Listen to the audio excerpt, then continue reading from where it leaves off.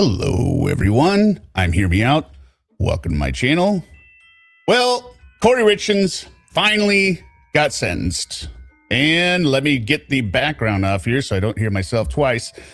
It was pretty bad in terms of the victim impact statements from the Kouris. I mean, pretty bad in terms of emotion. But what made it even more infuriating and actually maybe more enjoyable was seeing Kouri's facial reactions the entire time. Because like I said in my thumbnail, it appears she forgot that she was even on camera or that it's being recorded. Oh, just made you jump. Sorry about that. But anyway, we're going to be looking at select testimony today and looking at Kouri's reaction to this testimony, which doesn't appear to line up with reality, even though I think she's doing it for effect. Now, if you're just here for the first time, this is a commentary channel, so we will be pausing and providing comedy, but it's for the point of entertainment. Hopefully all of you walk away from here feeling better about your day. I do have Suma with me. And if this is your first time here, please consider subscribing. Check out the description of the videos and playlists of the many subjects we cover in the description of this video. Lots of people: Kouri Richins, Diane Downs, Lauren Armstrong, Sarah Boone. So anyway, with that said, please remember to hit your like button on the way in. Hello to the replay crew. Hello to everyone who's here with us live. All right, let's go. 1 second here.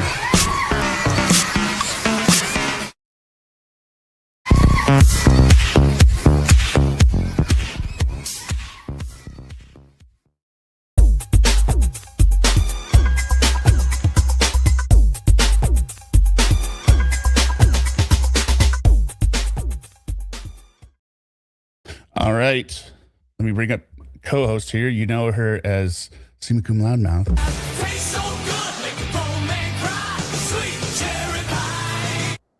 How are you, Suma? I'm great. How are you? Good. Didn't have time to record the intro, but I was able to grab the Two Blind Crew intro because we are back in court now. That's right. Yeah. I mean, what did you think of? Oh, good. Go on. No, I didn't hear what you said. I said, why tamper with perfection? Somebody let me know about the audio levels. If I'm blowing out Suma or if Suma's blowing me out. Bossy Tuba gifted 10. Hear me, or no, Summa Cum. Okay, you go ahead. Yeah, get used to it because you know. Yeah, we're gonna get real ugly here. Simulcasting here, and I do it every so often just to measure, get a benchmark of what's the love really like. Now I see. It's only because I'm not around much. Although I will say that I finally got my act together and I got StreamYard, so now I can screw up on that. Yeah, all I can say is welcome to hell. You're gonna love all the surprises you find. I'm hoping it'll be easier because I've been struggling through with OBS and stuff like that. It's easier than OBS. It's easier than OBS. I'll give you that. I mean, I'm not an OBS kind of person. I'm not like one of these guys who plays video games and builds my own computers, you know. Yeah, those losers. Yeah. So what did you think about the sentencing hearing?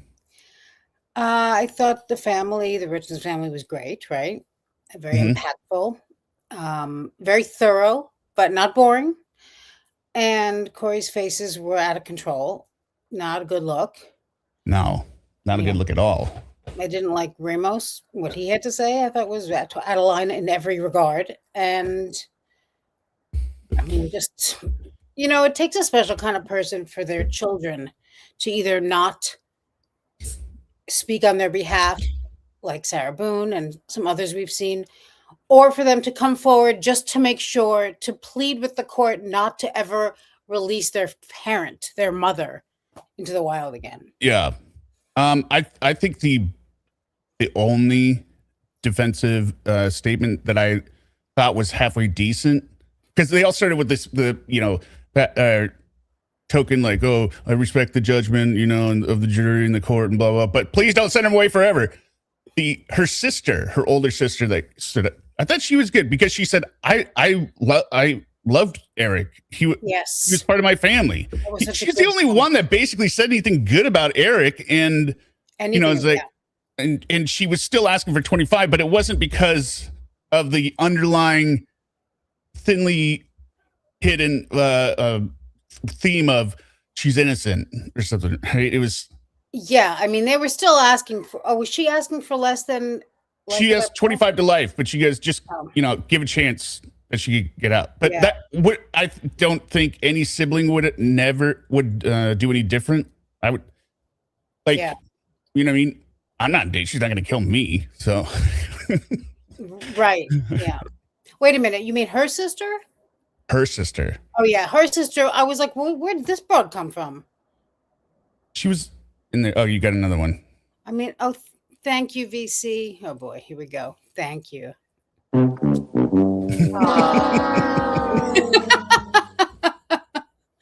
Oh boy. Oh boy.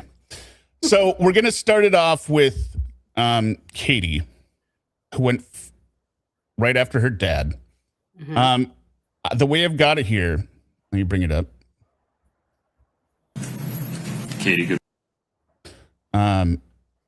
You can see I got it split screen. Let's see if I can make this a little bit different. Rob Zombie was there again today. Whoop. Where are you? Around. Where are you? I'm here somewhere. I think you're behind me. What? No. I mean, I don't see you on screen. No, I know. I mean, I don't know. I haven't moved myself. I know. So let's just go up while I try and add you back. There you are. Okay, 1 second. While I try and add you back, I think I figured out Corey's looks. So she's got the one where she's like, that's one, right? She lifts her eyebrows like. She's got the other one where she'll go, Yeah. She's got the mouth wide open, like, yeah, like, oh my God, really? Oh my God. Wow. Can you believe? Yeah, so wow. And then she's got kind of like this one, it's more like, A lot of those, I thought. I think that one means, oh, interesting. First time I've heard that, right? It's news to me. News to me. So I think that's one of them. And when you compare the looks with the look when she's giving it, it doesn't quite make sense why she's doing it sometimes and not. And then I think the one where she's leaning in like this is like, seriously? Like, it's hard to say what's an act and what isn't with her face, because sometimes when she shouldn't be making these faces, she really does look like she's like, huh? Yeah. Like, I don't know if it's smell the fart acting or what's going on there, but it's like, I can't tell if it's. Hi, Dreadful Penny. A lot of us watched the sentencing today on Dreadful Penny's channel. It was really a good time. So there. I don't see Dreadful Penny. I know. She's here. I think I know you were busy, so you didn't get a chance to join us, but. You know what happened? I was late. So everyone went over yours thinking you were going to be on time and then didn't realize it was the same stream. Anyway. Got it. Or maybe it ties to, I don't know, whatever. Okay. Here we go. Kouri Richins. This is the sister of Kouri Richins. If you forgot, Katie is the manager of the trust. This is also the one that Kouri has been suing. Kouri hates her. And yeah, here we go. So as you know, I'm Katie, and I'm Eric's sister. To begin, there are a multitude of people who deserve credit and appreciation. Law enforcement agencies across the state of Utah, the Summit County Prosecutor's Office, the Medical Examiner's Office, expert witnesses who worked hand in hand with law enforcement, Eric's friends, Eric's co-workers, my friends, and my family, our entire team of lawyers and experts in the civil lawsuit. There are far too many people to mention by name, and I suspect if I try to, I will inadvertently leave someone out. But to all of you, please know that this would not be possible without your efforts, your support, and the strength of the community that has stood beside. I maybe could have cut this out, but I mean, we're not at the ridiculous part yet. She's just thanking everyone. Yes. Both my family and I are forever grateful to each of you. I am also very grateful to you, Your Honor, to this court for the dignified manner in which it presided over the trial, and to the members of the jury for faithfully performing their civic duties. Today Does she thank the judge? Because Kouri gives a is look. Eric's birthday. Yeah. I stand before you because he can't. Kouri looks like she just escaped a mental institution. Yeah, the hair. What she She's should have a gone with mess. the bun today at least. Like, Yeah, what is she doing? Fix yourself up, crazy lady. I think she did it on purpose for when she's up there standing. Because why are they all boxing her in and she flipped her hair kind of But over? why her was face? she flanked by them? That was so I strange. think it was to block her from the camera. Honestly, I think it was to. I don't know why. Because they had to switch angles because Zelda was standing right in front of her. Anyway, that defense team is a mess, I think.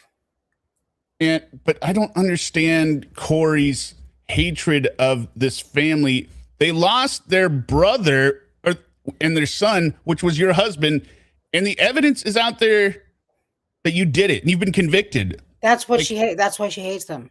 Well, but she hated them before. But have some respect, Kouri. And you. This is the biggest moment of your life. 25 to life or life. When you're sitting over here looking like a jackass, what do you think is going to happen? It's very stupid. I think she was told by her lawyers probably stop making faces, but she can't help herself. I don't know. They were talking to her through the whole thing too. Like they're assholes also. Pardon my French. Yeah, they're like, can we get to it already? Can we get through this? But yeah, they were really horrible. And I just thought the whole thing they did was ridiculous because I was like, you didn't even put on a defense. Now you're acting like you had all this evidence that wasn't right.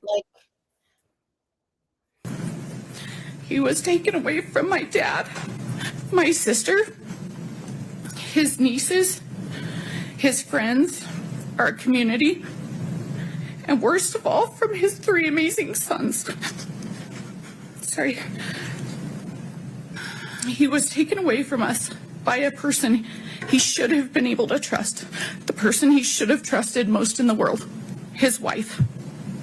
It's impossible to fully describe how devastating Eric's death and Kouri's crimes have been to our family. Nearly every aspect of our lives has been permanently changed, and we have no choice but to live with those changes and with Eric's loss forever. Eric was a phenomenal brother, father, son, nephew, grandson, cousin, friend, and businessman. Eric and I were extremely close. We went through school together and navigated life side by side. Wherever Eric went... Oh, did she make a face? I had to look at the other screen a second. Eric and I were extremely close. We went through school together and navigated life side by side. There it is. See it? yes. That eye roll. At saying Eric and I were looking at the judge. No, this is an eye roll. Eric and I were extremely close. And she's like, okay, here we go.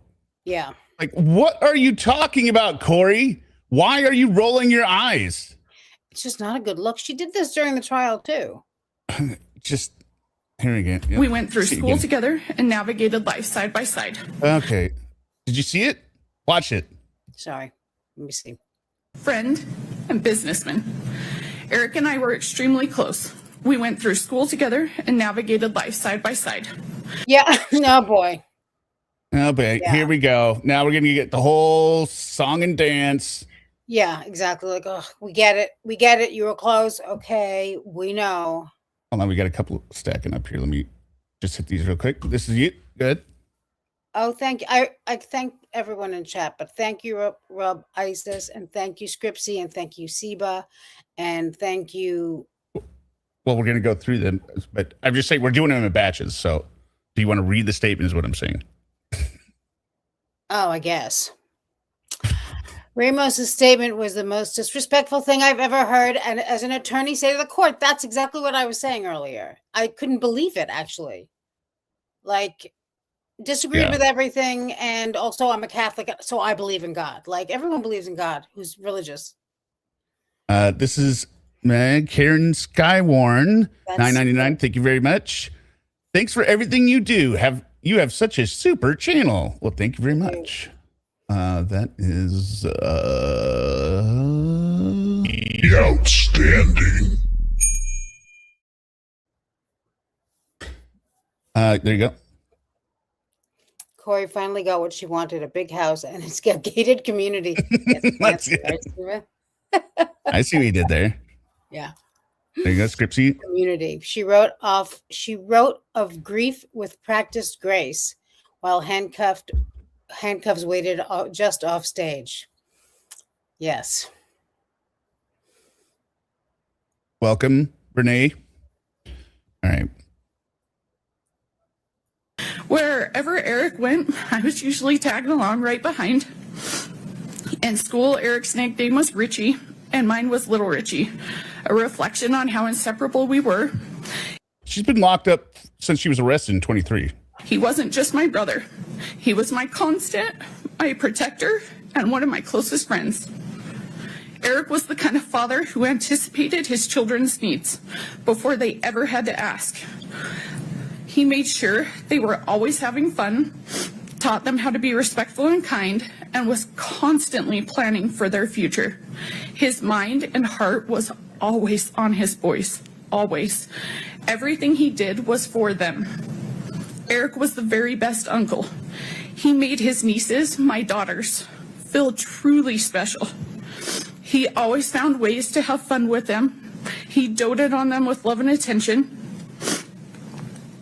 Eric was an incredible son, always there for my parents, stepping in without hesitation and helping in every way he could, without being asked. The bond he shared with my mom was truly special. We would often joke that the umbilical cord had never really been cut, but in truth, it spoke to the deep, unbreakable love they had for each other.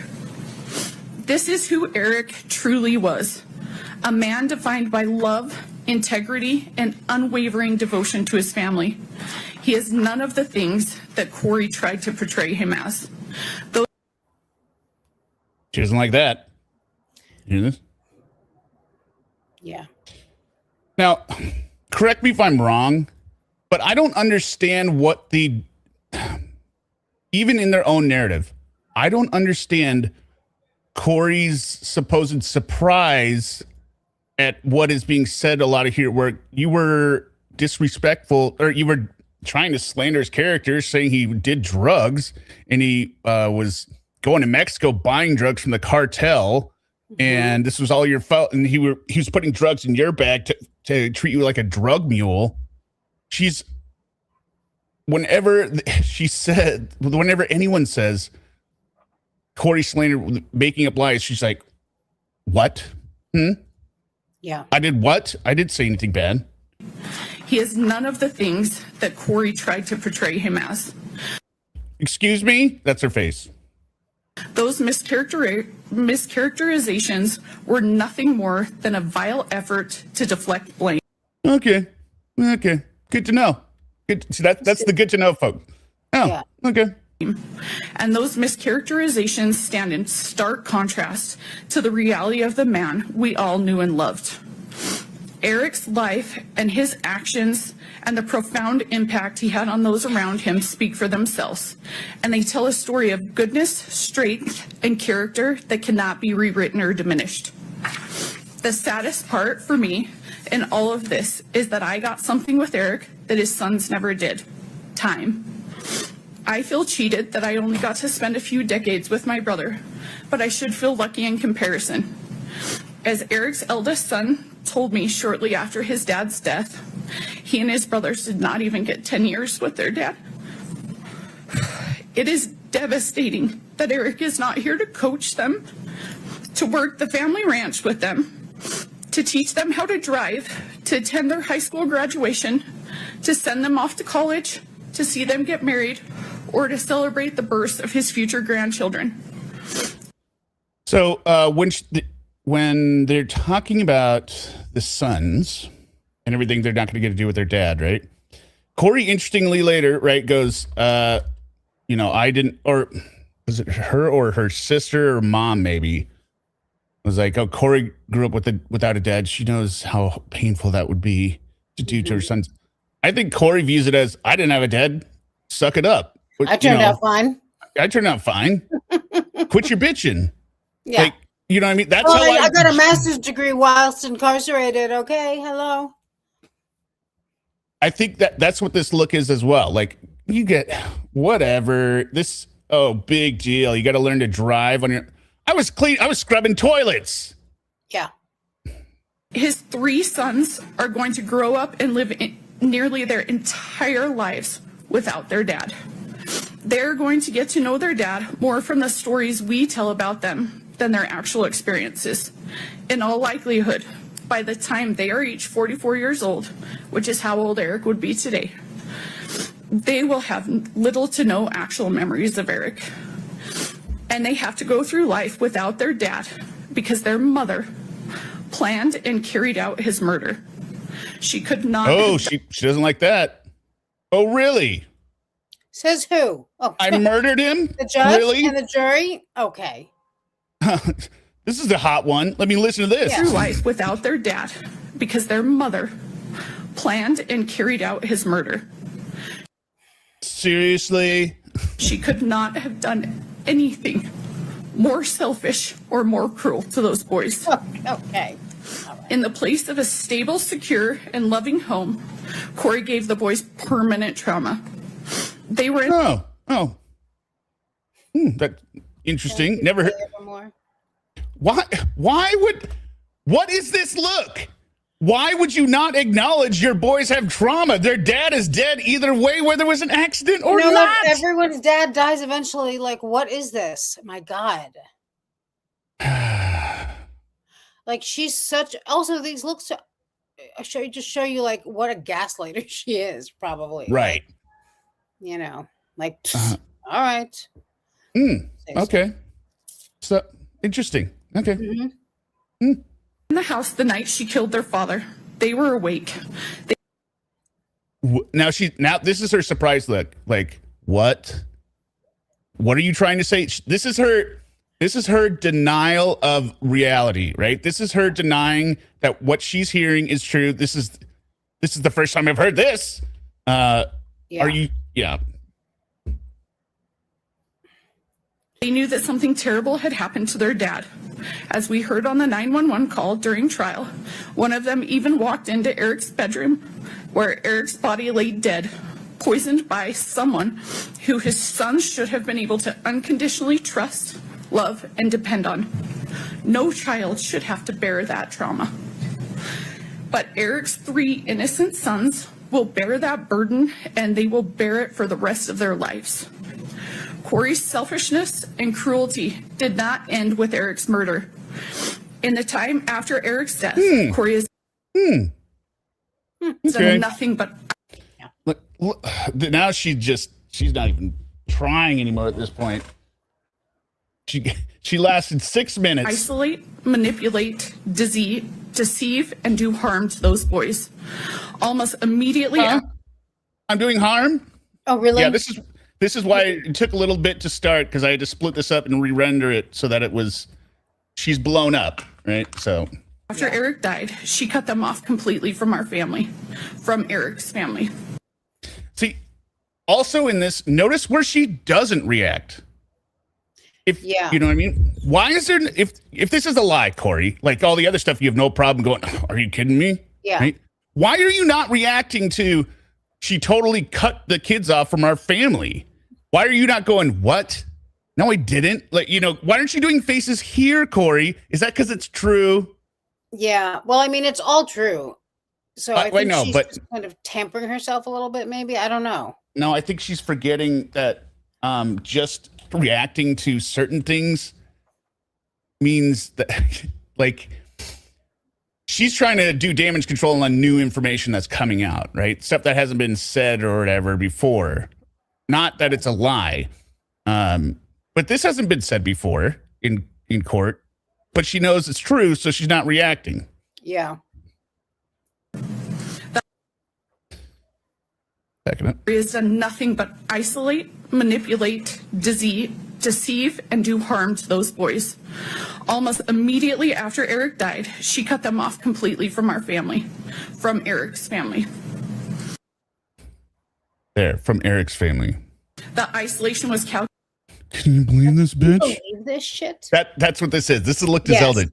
Can you believe this bitch? Yeah. If I was Zelda, you would see my hand go over her face and just push it away. Yeah. And strategic. Kouri Used the boys as bargaining This chips is with my not how dad. you act. Oh. You're not in the gymnasium at school. Now, pay attention to what Kouri says, because it sounds entirely believable. And this is her biggest reaction. The isolation was calculated and strategic. Kouri used the boys as bargaining chips with my dad. She repeatedly threatened not to let him see his grandsons unless he could convince me, as Eric's trustee of his trust, to capitulate to her legal demands and give her all the trust assets. Where is it? High off the chain. This actually, the thumbnail is going to have to be one of these faces from her and us doing our hidden true crime faces. Well, that's what it is. Right now. Oh, well, I didn't get a chance to look at it. You laughed. Yeah, but I meant with you the laughed at the shadow and title. everything from Hidden True Crime, like the face. Yeah, I got that. Okay. Well, I guess the difference in what I said. You just saw you saw the words. Okay, got it. But yeah, this is her stupid ass face. Sorry, Kouri, but this sounds 100% on brand for you. Yeah. I'm going to keep the kids away. I'm suing you 4 days after he died. You sued the trust. You kept saying, I want the money. And then you would use your kids as bargaining chips. What is so confusing here, Kouri? Nice Pikachu. There you go. Thank you, Kay Evermore. Is you. It is? Mhm. Hey, all that woman, what a piece of work she is. She sure is, Rhonda. Thank you. This is me. Kay Evermore, thank you for gifting 5 Hear Me Out memberships. Congratulations to those who got them. And membership is only $1. And it's not a paywall cash grab. Somebody was bitching about the fact that I moved the Lorne stream behind the members only for half a day when it's $1 and the calls are available everywhere. And he's done listening to you. Well, then he unsubs. So he's like, bye. Yep. Yeah, I love that. I'm unsubbing. It's like, by all means. Oh, this is you. Oh, thank you, Care for. All right.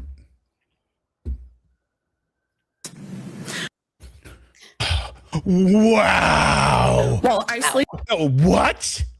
What? Kouri, the only one shocked by hearing this is the first time we've heard this, but nobody is shocked that this happened except you somehow.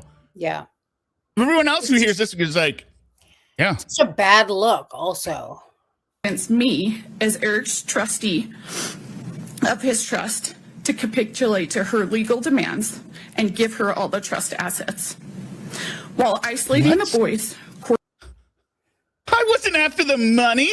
I am suing for it, but I'm not after the money. I provided made $11 million. Who here? Why don't these people understand that? them with false and harmful information about me and my family. When DCFS took custody of the boys following Kouri's arrest and asked, Come on. I mean, What's it's she like saying? she's acting like she's sitting at a movie theater, like talking before the movie starts. It's crazy, right? Now, also, a lot of this information is available in the Walk the Dog letter, which everyone heard.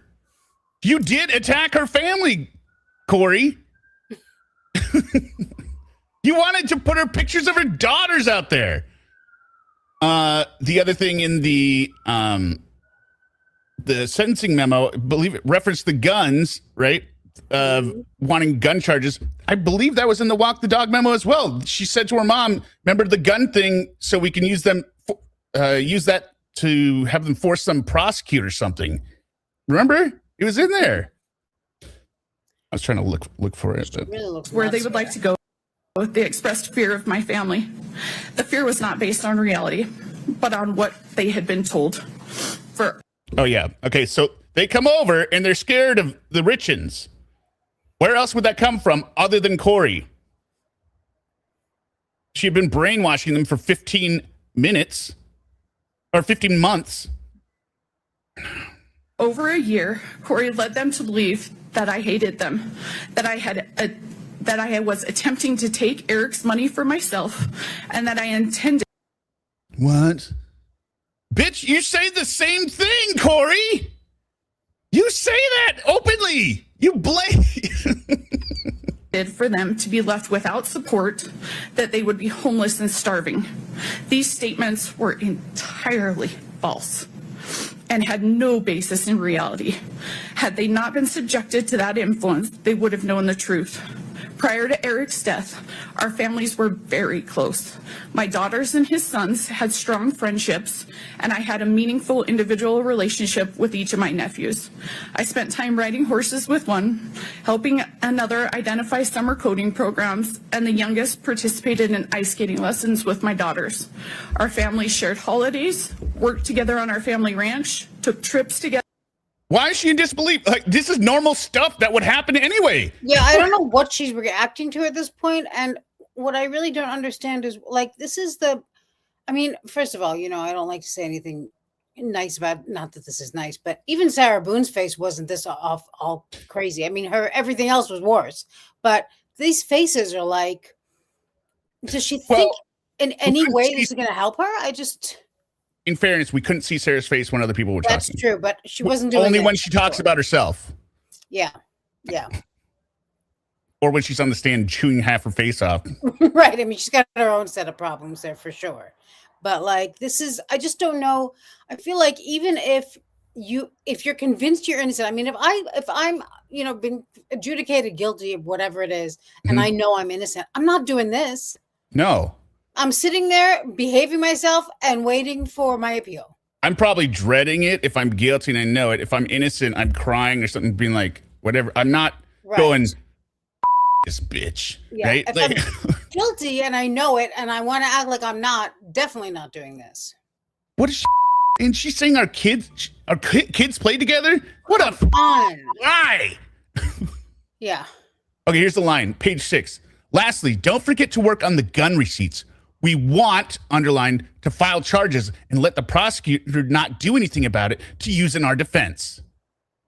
So they were literally, she wrote it in the letter. Hey, make sure we get the gun charges on Gene because he removed Eric's firearms for safety.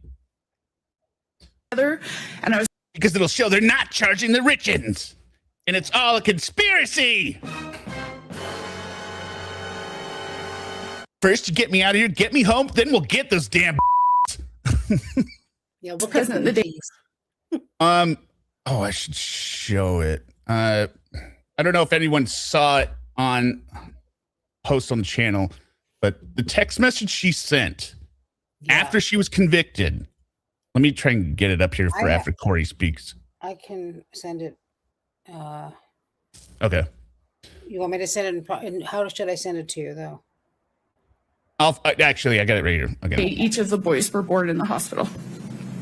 The boys have expressed their confusion about these circumstances.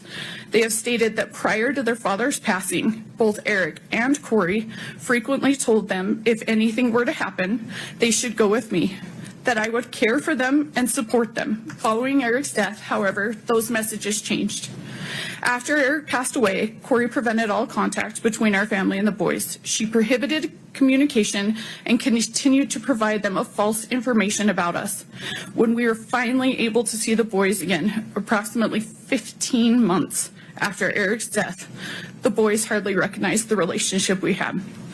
Instead, they viewed my family and me with fear and hesitation as though we were strangers. Kouri also went to great lengths to jeopardize the boys' financial future. This should be interesting. I know this is bad. This is new, and this is bad. You remember what she said? Yeah, about she said they acted Kouri like went. they. Well, no, Kouri went to great lengths and jeopardized the family's future. Here's what this monster did. And remember, Kouri, you roll in your eyes that this is ridiculous. We know you were drowning in debt. Everyone saw that. You needed cash bad. Why would you not do this? She wasn't just found guilty by a jury after an hour or whatever of murder and attempted murder. She was found guilty. I'll guess that was it, though, right? Yeah, fraud. Well, I mean, the insurance fraud. Yeah, but all of her financial disaster was well on display. Let me put this up a second. Okay, 9/12. So right after she was convicted, she sent this text to a supporter. I will expose this county, the prosecution, the judge, the Richins, the investigation, all of it. So they can lock me away for now. That's fine. It's going to come back on them. It will come to an end. Not this year or next, but I'm not going away. I won't be silent.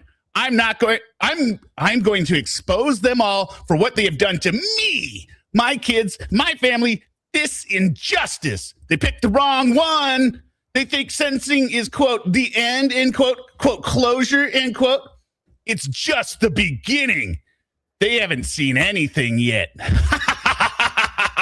I think that's a winky face, right? Yeah, it's a winky face. Yeah. So if you're trying to prime the judge to send you away forever, make sure to send this text, especially when you're harassing the family and the victims. They haven't seen anything yet. The stuff you've done is enough. What, are you going to murder some more people? Well, You're aware of this. And then Kouri thinks, the judge is aware of this? Hesitation, as though we were strangers.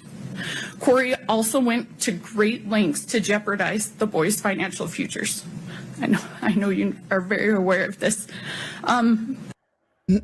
Please elaborate. Oh, really? Among other things, she drained the personal bank accounts that Eric had set up for his boys as college funds. She allowed the boys. This kind of look is like who told you that? Wait. How'd you find that out? Wait a minute, where'd you find that? Social Security survivor benefits to be funneled to individuals who were not taking care of the boys. And she Yes, this is forever. They were. sued me in my role as Eric's trustee and personal rep. What do you mean? Why are you leaning Not in? over it. Suing. You sued her 3 times. This is court record. What are you doing, Kouri? Honest to her. Not once, not twice, but 3 separate times. The goal of her lawsuits is singular. She wants all of Eric's assets for herself. Despite her lies and fanciful public portrayal, she knows that none of Eric's assets are going to me, my dad, or my sister. In fact, she They've been investigating me. knows exactly where Eric wanted everything to go, and that is to his boys. And No, he didn't. Why are you shaking your head? No, that's not true. He actually didn't want to do that. He set up the trust for that purpose, but that's not what he wanted. yet for 4 years, she has aggressively tried to take their inheritance from them. Really? Yes, Kouri. Kouri. Even That's why you killed him. So why wouldn't you be trying to take the money? now, despite her erroneous debt, a murder conviction, and a string of pending felony financial charges, Kouri's civil lawsuits live on. Wanted Those my lawsuits- boyfriend to have a new truck. Oh, yeah. Notice there was no denial face there. Yeah, just kind of a. Yeah, okay, what about, they're still going on. Uh-huh. Lawsuits have been emotionally grueling, all-consuming, and What's Zelda unimaginably. doing over there with her? Well, this is, She was just. doing she's something. trying to, I don't know, she's looking over her notes probably. Yeah. And as a teaser, we are going to get Zelda. Well, we are going to get Zelda, a clip of Zelda. Where is it? VIS. Hi, Danny. Zelda. Oh, here's Lauren's butthole recliner is here, by the way. Hello, Lauren's butthole recliner, formerly Okay Meow Meow. We both had a very funny laugh earlier today at your new handle. Yeah, all those laughters I did, Lauren's butthole when I replied, I was genuinely laughing. I was like, He texted me to be like, check this out. What the state left out is what the court said next, which was that the we'll get to that. And tragically, every dollar on those suits is a dollar that Eric's boys will not get. What are you looking at Zelda for? You know that's true, right? If it's spent on the suit, nobody else can get it, right? Debt? Me in debt? Debt? Well, no, she's like, what? Spending money on the lawsuit takes money away from the boys? What? I know what takes what away from my boys. Okay, I know. Or the disbelief and incredulity, incredulation. Thank you. Yeah, is her being like, why is she allowed to say all this? Yeah, This has nothing to do with the murder. Completely nonplussed by all of this. She just doesn't even understand what's happening. I don't know what she thought was going to be said today. I mean, she knew that she was found guilty and of what, right? And what today was. So what did she think they were going to guard up and be like, be easy on her? She's pretty nice. She's all right. Well, she came in prime because of the sentencing memo they believe is full of lies. And so now these are more lies. And she's like, they're literally allowed to get away with this? Why are they allowed to say all this stuff that wasn't in trial? I don't understand how they could believe. Do they believe? Because Robin was saying, and I do feel that way, like Zelda believes she's innocent. They believe she's innocent. I would like to know how. Zelda thinks this is the first innocent person she's represented. And when she said that, I was like, hey, moron, how do you think that helps your other clients? Yeah, and also it doesn't even really help this one all that much. It's not it's not all around, you know? Probably not going to help your career either. Like, I mean, this is the one. Of course, Kouri can't have other people or the public thinking that she's trying to take away her children's inheritance. So for the past 4 good to know. years, both in court and in the media, she has demonized and vilified me. She has hurled wild accusations in my direction, including that I hacked her bank accounts, forged her bank statements, paid off witnesses. You did forge bank. No. Like she looked over at Zelda like. Her accusation was that Katie made the forgeries that Kouri used to get loans. Because, of course, that's in Katie's best interest. Hey, you know what? I'm going to forge these these documents for you to get a loan there, Kouri. Yeah. Unduly pressured law enforcement into investigating her and quietly pulled the Summit County prosecutor strings. It is despicable that for doing nothing more than trying to honor Eric's wishes, Kouri has cast me as the evildoer here. Just as bad, honoring Eric's wishes has landed my sister and myself and unbelievably my 2 daughters in Kouri's crosshairs. Don't open your mouth. It's in your walk the dog letter. Quote. Where is it? Hi, Nicole. Where's it? Oh, it was in the pages that were redacted. That's right. I know I've seen it, but I don't. Well, we saw the first. No, I mean, it's in the 3 pages that didn't come in. Yeah. Here we go. Remember, I told you one way to get at Katie is going through my phone and finding a picture of her girls, even with the boys.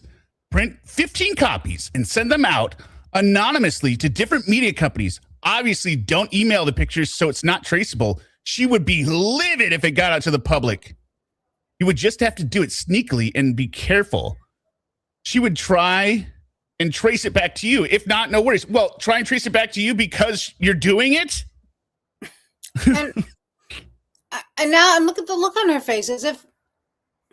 Like, what? I didn't attack your daughters.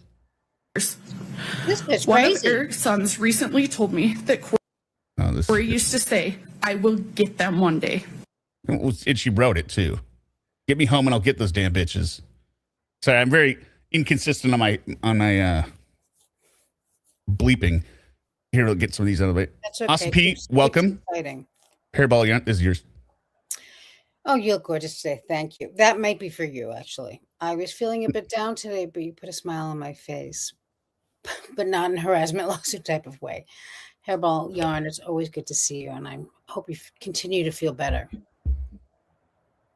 All the clits. Is this Joe the Pode? She changed her name too. All the You've got clips. 'em. You've got them by the clips. $5 super sticker. Thank you. The more I see, the better it gets. Hi, Michelle. This is you. Kouri cares about as much about her kids as Sarah Boone cares about hers. Bossy Tuba. Absolutely. And thank you. These people are just amazing. Apparently, she was talking about me, my sister, and my daughters. Her infamous walk the dog letter, the part the jury did not hear, confirms her desire to harm me. In it, she talks at length about her plans to get at Amy. What are you leaning your head for? And you wrote this damn. Just like me, including by targeting my daughters, both of whom are under the age. Or this is another look like, finish the rest of that sentence. What else was it? Age of 10. It takes a sick mind to target children. The mere thought that someone who has so little regard for human life or decency might one day walk free is horrifying. Kouri is, of course, saying it was a fictional novel and it was confidential with my lawyer. hello, I'm a writer.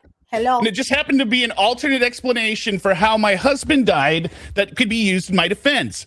But it's a fictional novel. It was a portion of it, starting with page 1. I just can't believe this. God. It's not like we just had a whole trial where we could have disputed any of this. I worry about the safety of Eric's boys, my daughters, my sister, and myself. There is nothing Kouri will not do, and no one she will not hurt to achieve her own selfish ends. I am not the only one that is afraid.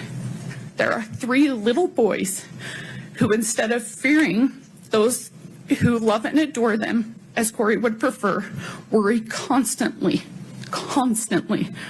that Kouri might show up What are you about to say? one day and take them away. Huh? Why wouldn't they be concerned? Is this even English? I don't understand anything she's trying to say.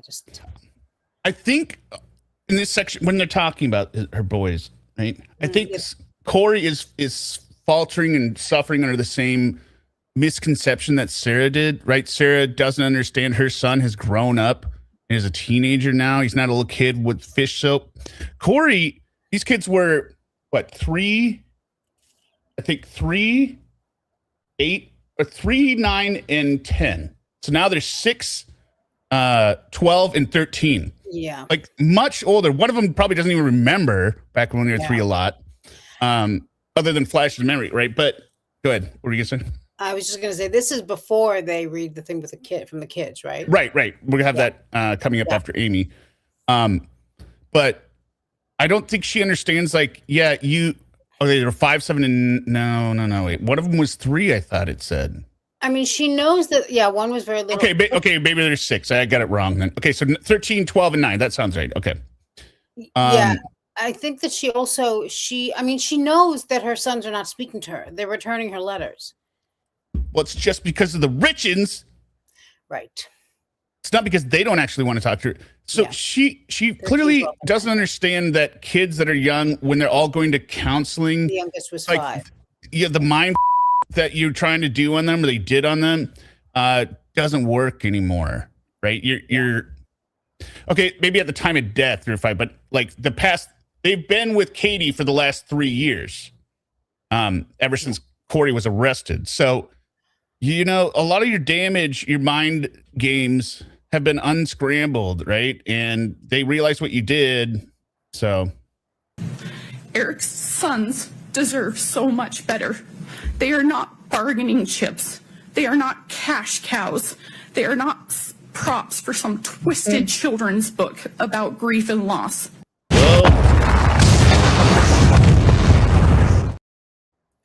I would have used, instead of saying twisted, I would have said some, ridiculous or some low talent Timu therapy book about kids. Some worthless, stupid book. Something some ghostwriter wrote poorly. I think it's Fiora had questions or comments about the kids. So hit us up with them and then I'll try to keep an eye out for them because I want to see. Okay. And yet that is what they've been reduced to by Kouri. Okay, so there was a 3-year-old. There was almost 4. Okay. We Unending can't count on sadness. these people. We can't count on you people in Yeah. chat.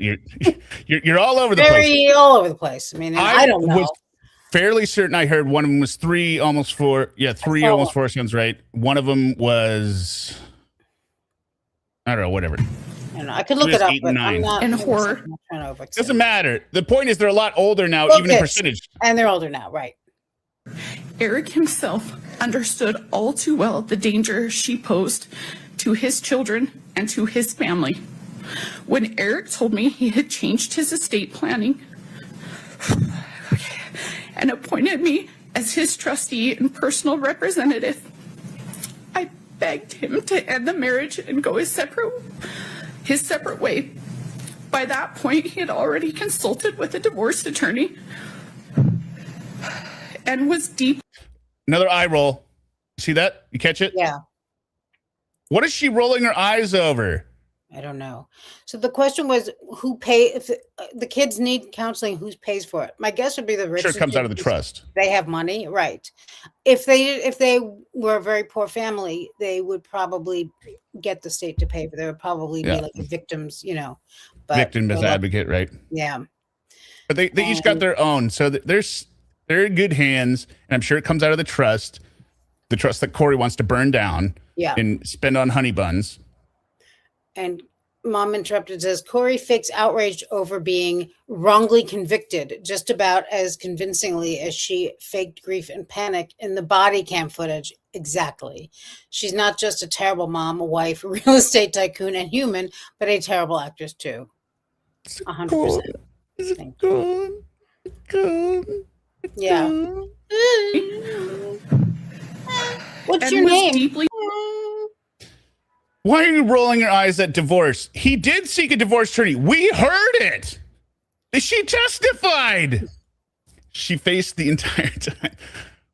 Well, she kept in check a little bit for the first 6 minutes, but afraid that he might not be awarded sole custody of his children.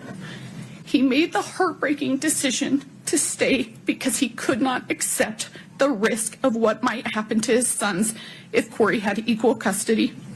He told me he would live his life through hell every single day of his life until his youngest was 18. now that does sound like a statement that fits the scenario, doesn't it? I Regardless think so. of knowing Eric or not, I will live every day of my life through hell and make up the money she stole so that I can be around to protect the kids. That sounds right. And it fits with you, Kouri. Because he Oh my God. Zelda, did you hear what she just said? believed Kouri was the most evil person he had ever met. Believe this. Huh?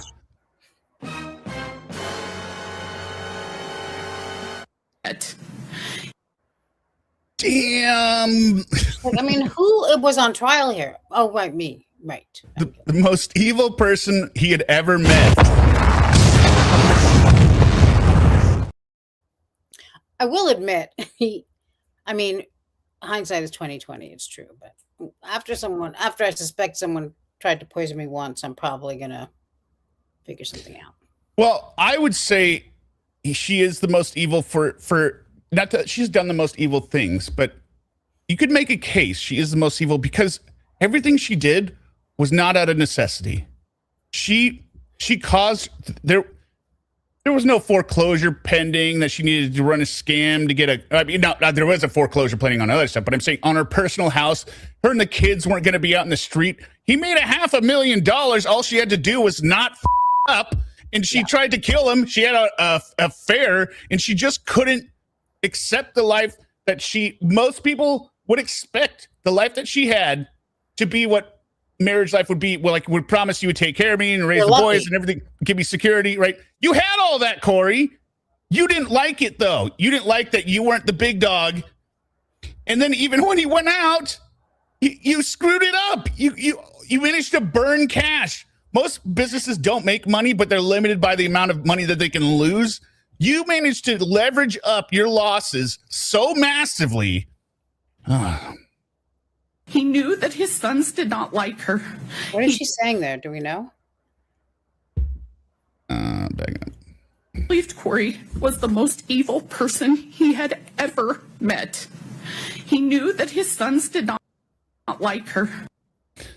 I don't know. Everyone take a look. Believed Kouri was the most evil person he had ever met. He knew that his sons did not like. This is ridiculous, is what she's saying. Sure. I'll vocalize it for everyone so you can see it match up with the mouth. Believed Kouri was the most evil person he had ever met. He knew that his sons did not like her. He told me as much many times. He knew that they would prefer to be far away from her, but he also knew that divorce carried significant risks. Now, this is ridiculous, Katrina. This is ridiculous. Just like when she said the private detective was like, he's obsessed with me. And he said he could never allow his children to spend half of their time alone with her because he was certain they would be exposed to harm and things no child should ever experience. He made it clear that in his mind, if Kouri were given equal custody, his children would be in the care of someone he believed to be deeply dangerous. Oh my God. He feared the people they could be exposed to and the damage that could be done. Yeah. At the same time, he spoke with deep love and admiration. Here's the thing, also, Kouri. You're. I know she's doing this because like they're making this up. This is just. This was never. I've never heard anything like this. Here's the thing, Kouri. If a person who believes you are the most evil person and extremely dangerous that they have ever met, isn't going to tell that to your face. They're not going to say, "I think you're the most evil and you're dangerous, but I can't leave you. Me. I can't leave you. So night night." Night termite. Remember to can you turn off your light when you're done reading? There's no way you would say it. No. But Kouri's like, nah, I never heard anything about this. Admiration for his boys. He told me that they were the most amazing boys in the world. You would say it, but only if you had an exit plan. He knew he was stuck. That's the thing. He can't say it to her. World, and that none of this was their choice and none of it was their fault, and that he would do everything in his power to protect them for as long as he possibly could. Kouri loves to go on and on about how this case is a media sensation. She's right. News outlets from here to Europe have covered it. There have been countless newspaper articles, podcasts, and TV specials about it. Every hearing is live streamed on numerous YouTube channels. Even Jesus back there can't look, is what Disney Mom is saying. Even Jesus is like, I know I died for these sins, but I'm out. I quit. This is too much for even me. He's like, well, what I was going to say is she's talking about YouTube streamers. I will have you know, this stream exclusively mocks and ridicules criminals. So this isn't media sensationalism. I don't broadcast bullshit. So I feel this is cathartic. Where did it go? Where is it? Is scrutinized by internet lawyers and true crime junkies. See, I don't think I'm either one of those. I'm not a true crime junkie consuming. She's blaming all of you people. She's blaming you. I thought she was just talking about you. I don't know. There is That's why I made the title nice and big. Hopefully they click on it. no question. Richins family, we all support you. We think she's the devil. We thought your speeches were great. I mean, even if you're supported, your it's trauma. that's part of the part of the problem with these horrible crimes. Is it's true. We talk about them, and it's got to be hard when everyone's talking about the horrible thing that happened to your person you love. I think it's harder when people are like Kouri stands, like on Court TV. Some Stay people away from those channels, guys. Some people still think it was all like circumstantial and that she wasn't really proven. And also, I don't know why people don't think circumstantial evidence is evidence. That's evidence. Yeah, I know. That this case is famous and that Kouri is now famous. But what Kouri never mentions in talking about her fame and notoriety are the reasons why this case is now famous. Well, part of it as well is you had your brother Ronnie go on TV there. Just before his passing, they're in the best spot that I'd ever seen him in. So, yeah, no, they were wonderful. Munchichi Ronnie. That's what I call him. I was surprised to learn he was her older brother. He looks like a baby. Yeah. He's very stupid, that's why. It is famous for how appalling and sickening it is. It is famous because a mother meticulously planned to kill her husband, killed him while their children were sleeping in the next room, and then had the audacity to hold herself out as the author of a children's book about grief and loss. It is famous because she spent time Googling luxury prisons for the rich in America. It is famous because from her jail cell, she scripted a bunch of phony testimony so that her brother could perpetrate a fraud on the court. It is famous because... Where's all the head nods, Kouri? Oh, yeah, I did that shit. Oh, yeah, that's right. And you know, the truth is that she's right, of course. The reason that this gained such notoriety is because of this simple bitch's behavior, outrageous behavior. I remember hearing that, you know, she was charged or whatever, but it wasn't as ridiculous until they start the walk the dog letter, set it into another stratosphere. Yeah, it takes a special something. The writing the book, the going on TV talking about it, the side part. I mean, come on. Releasing the, I just need to tell my side. Please listen. You will be, you'll know. And then her appearances in court, when we're finding out about the financial stuff, like. she victimized her own children. You think Ronnie, the dumbass Darden, fits better? I like that too. And threatened to victimize Eric's nieces. The fame and attention are directly proportional to the evil that has gone on here. This is not a situation where the idea of rehabilitation should be entertained. In taking Eric's life for her own selfish gain, Kouri did not only harm Eric, she permanently harmed 3 kids who were under the age of 10. She took away a dad, a son, a brother, an uncle, a grandson, a nephew, a cousin, and a friend. Eric's death. She's like, I only killed one person. And their lawyer's like, she means different things to different people. Has caused. She's like, I didn't kill my nephew or my grandpa. Killed my husband. Immeasurable pain to so many. Look. Now she's getting tired, you know, like this. This is almost as bad as the eye roll. Yeah. How much longer is she going to try? And how much? Yeah, okay. She's thinking, okay, Katie. Yeah, you're the victim, Katie. Got it. We all got it. Let me get my violin out, Katie, says Kouri. Violin. Kouri, you're awful. Obviously, so there's nothing the court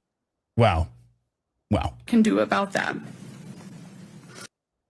Just watch that without me pausing it. In taking Eric's life for her own selfish gain, Kouri did not only harm Eric, she permanently harmed 3 kids who were under the age of 10. She took away a dad, a son, a brother, an uncle, a grandson, a nephew, a cousin, and a friend. Eric's death has caused immeasurable pain to so many. Obviously, there's nothing the court can do about that. No. Why would you not believe there's immeasurable pain? I was just going to say, like, if nothing else, you have to admit that you are estranged from and will not be there to raise your children. So that alone should at least humble you a little bit and make you a little sad and a little less. Do you believe this nonsense? Everything was fine until this trial. Yeah. Which you guys pushed.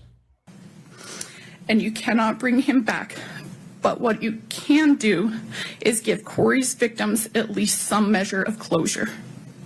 To that end, I ask that the court impose a sentence that ensures Kouri never has the opportunity to harm Eric's children or our family again. Please do not let my brother's life be worth nothing more than a 25-year punishment.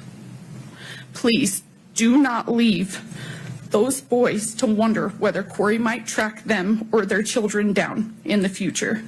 Please do not create a possibility for Kouri to endanger Eric's boys, my daughters, my family, or anyone else ever again. Please sentence Kouri to a life in prison without the possibility of parole. Thank you. Thank you, Katie. Well, Katie was the second speaker. Her dad went first, and Yeah, we didn't not watching all of them. look at Kouri. She looks so weird. She says something like, "That's disgusting." Or that's disgusting. She looks. Oh, let's see. Sorry. Oh, okay. Katie, good. Well, with Okay, so that was Katie. We're gonna jump to the kids a sec, and then we'll go to Amy. Okay. She reminds me of Dr. Evil for some reason. Something about the way she's sitting and like, I don't know. No, they're her kids. It's disgusting. Boom Shiki. All right, so this is the representative. There's 3 representatives. They're just gonna read what the kids wrote for their statements, and just check how much her kids hate her. They don't even call her mom. They call And her the things that Kouri. they divulge in this Yeah, are things that alone I want her locked up for. right. You know? It's like, Worse get out of than- here, Kouri. How are you going to do this? Wait, let me see. Is it this one? efforts, Oops. your Oops. support. Sorry. Also, the fact that the way she's looking at these, because the statements are made by like children advocates, and Kouri's Right. sitting there like, basically, it's not good. These are her kids. And, well, actually, here, look. Let's just do, this is a glimpse of, this is what she looked like when her stupid brother's up there. Look how much she's crying during this. Look at her crying. Look at her emotions. Because then I want you to look at how she acts when she hears her kids' impact statements. Kids were first, but look at this. Good morning, Your Honor. And there's Ronnie with this one outfit. Now, I know you're judging me because I only wear one shirt all the time, but this is the same outfit he wore on TV. You're sure that's different. I'd like I to- don't judge you. Address the court with actually a personal letter that I've written to Kouri. Okay. Little sister, I love you. We're only watching like a minute of this. Yeah.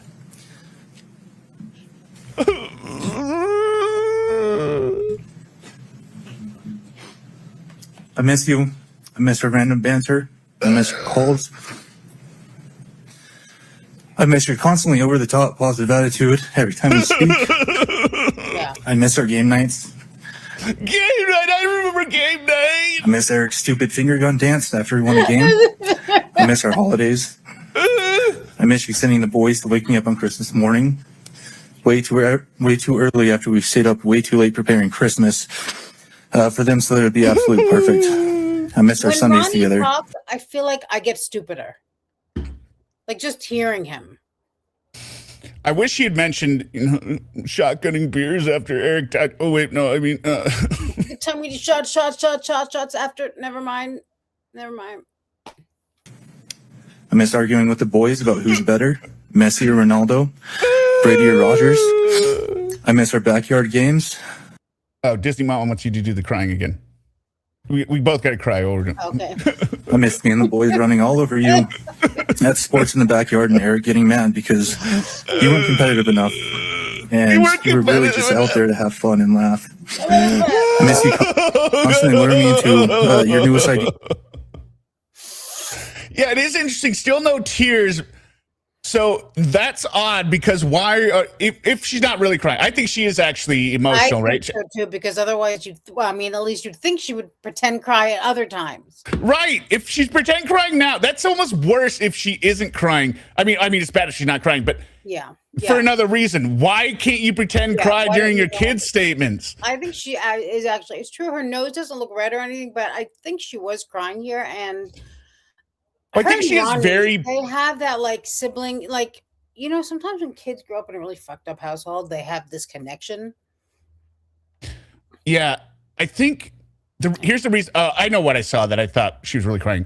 When she gets the tissue, she touches her neck.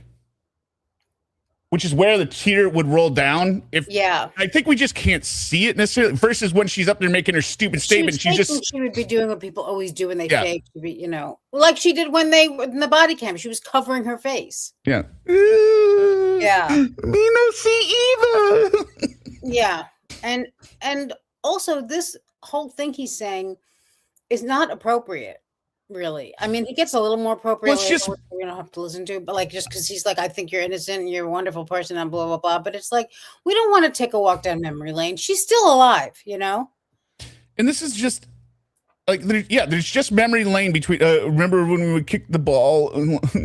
Used to kick the ball in the yard. That was great. Like, okay, got it. You could probably have this conversation when she's in jail. She's going to have plenty of time to talk. You can reminisce all you want. Yes.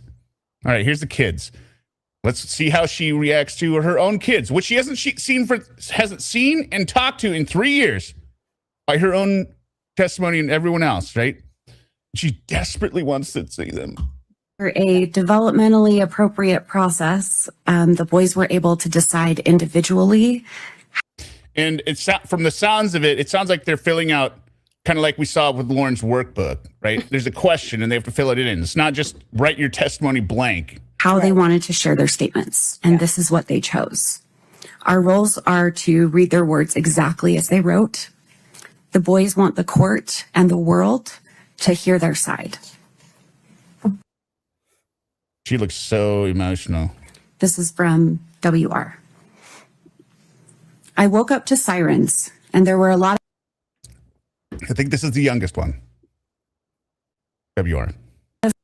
of people at my house, and I was definitely scared. I felt confused. I was in a bedroom with my brothers, and I didn't know what was happening. At first, I was really scared because I didn't know what was happening, and I had no control, and I felt helpless. I felt really overwhelmed. After my dad died, Kouri would put us in the basement while she was with the neighbor. I felt scared because I thought something really bad was happening again. Yeah, this reminds me of if you remember Daryl Brooks' trial, which the victim impact statements there were awful. But one thing, or this also happened to Sarah Boone. So, like in the Daryl Brooks trial, one of the victims' mothers or something said, like, anytime she hears a horn, she freaks out because she thinks there's a car coming to run us over. And I'm like, actually, yeah, that makes exact sense. Why would you not associate car horns with this jackass driving, honking his horn through a parade and hitting everyone? Yeah. And the same thing with Sarah Boone. Didn't his sister say, I can't pack a suitcase anymore without thinking about George dying in one? That was so. So yeah, anytime he like, oh, we're going down to the basement, the youngest one, he was just put somewhere and didn't know what was going on. So every time that happens now, somebody's died, something happened. Yeah. She would take me to places that smelled really bad. Everything she did made me feel uncomfortable. When someone talks about Kouri, it makes me feel hateful and ashamed. She took away my dad. It's made me have a hard time trusting people. I was scared that Kouri's family would come to my school and take me. I had to go to counseling with DCFS in Heber, and I did not like it.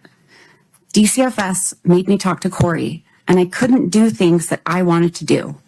I felt not important to anyone. I feel a lot better about myself now than I did with Kouri. I can't ever see my dad again. I want her to go to prison forever. If she got out, I Notice no reaction. would be so scared, really mad, and I wouldn't want to go with her anywhere. I'm worried that she would take me away from Katie and Clint. She looks Once frozen. she is gone, I will feel happy, and I will feel safer and relaxed and trust people more. I mean, that's about as bad as a statement as you can get from your own child. I'll say.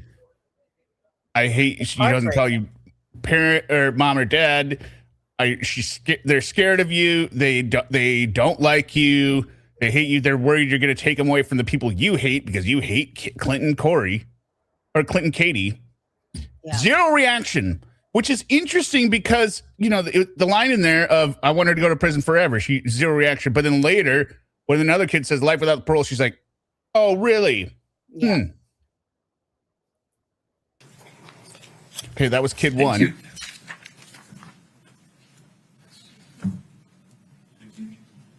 Yeah, that was the easiest one, by the way.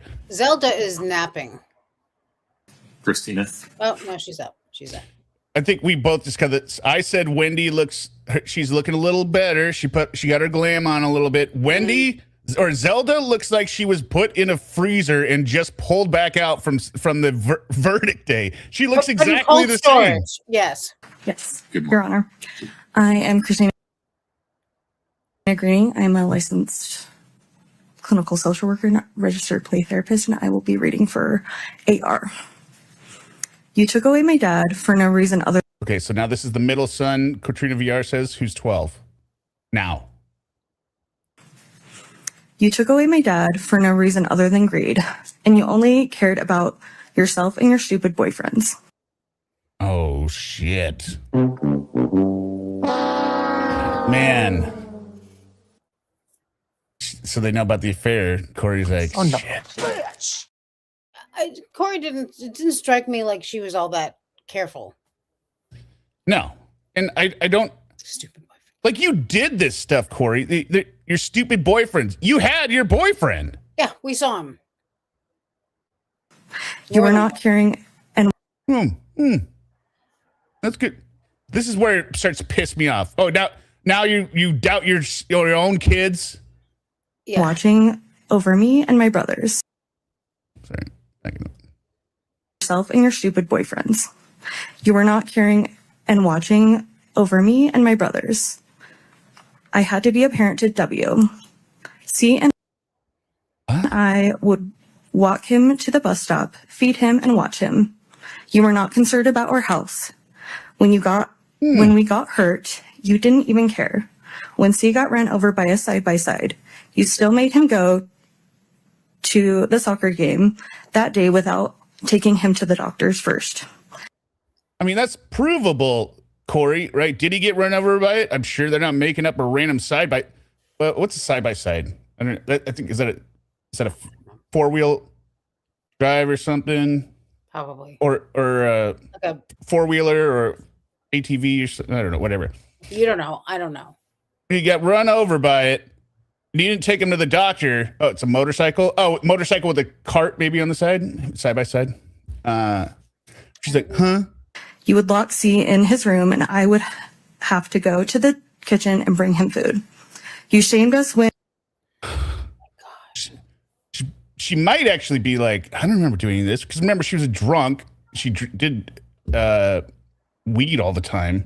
we didn't want to eat uncooked lasagna. You And this next story, tell you what, Kouri, there's enough specific details in it that doesn't make this sound made up. And how do you explain it? We didn't want to eat uncooked lasagna you made. Yeah, We threw it away because we couldn't eat it. Then you made us watch videos of children starving in war areas. Yeah. Go ahead. No, just wow. Here's what I was going to say. And this it gets worse. Well, it gets worse, but I believe that story 100%, Kouri, because lasagna often the instructions are not always spot on. If you don't, You would know that, I bet. well, we had that because I bet what she did is she ran it as a convection and didn't adjust the times or whatever. And, they're like, this is still frozen in the middle. You have to cook it long. Like, convection is supposed to take less time. So she ran as convection, ran it less time, and then was like, here you go, boys. Even And when like, you no. make a lasagna from scratch, you cook it. You can't really overcook it, like. Well, and then they managed to throw it away. So she's not around. It's not like she's at the table with them, and then they And pick how up can the you make lasagna. this up? I mean, a kid doesn't make this up. Right. She made the lasagna. It's frozen. She's out doing whatever. With She comes boyfriend. home, and they're like, "It's in the trash. It was frozen. We can't run the oven." And she's like, "Yeah, sit down and watch starving kids." wanted to scare us into eating something that wasn't cooked. You wouldn't let our dog outside, and then the dog would pee inside. You created this problem, then you would smack my dog on the head as hard as you could. You wouldn't let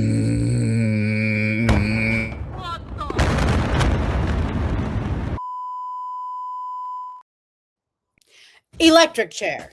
Yeah. Right there. Nothing else. She didn't have to do anything else for me. That's enough for me. You don't let the dog out. Dog piss in the house and you smack the dog. That also sounds 100% on brand for Kouri. Yeah, and again, a kid wouldn't make that up. And I mean, to abuse animals in front of children is like as evil as it gets. Yeah. And it gets worse. It gets worse. Me put my kitten in the garage for safety at night, and we found it eaten by raccoons the next day.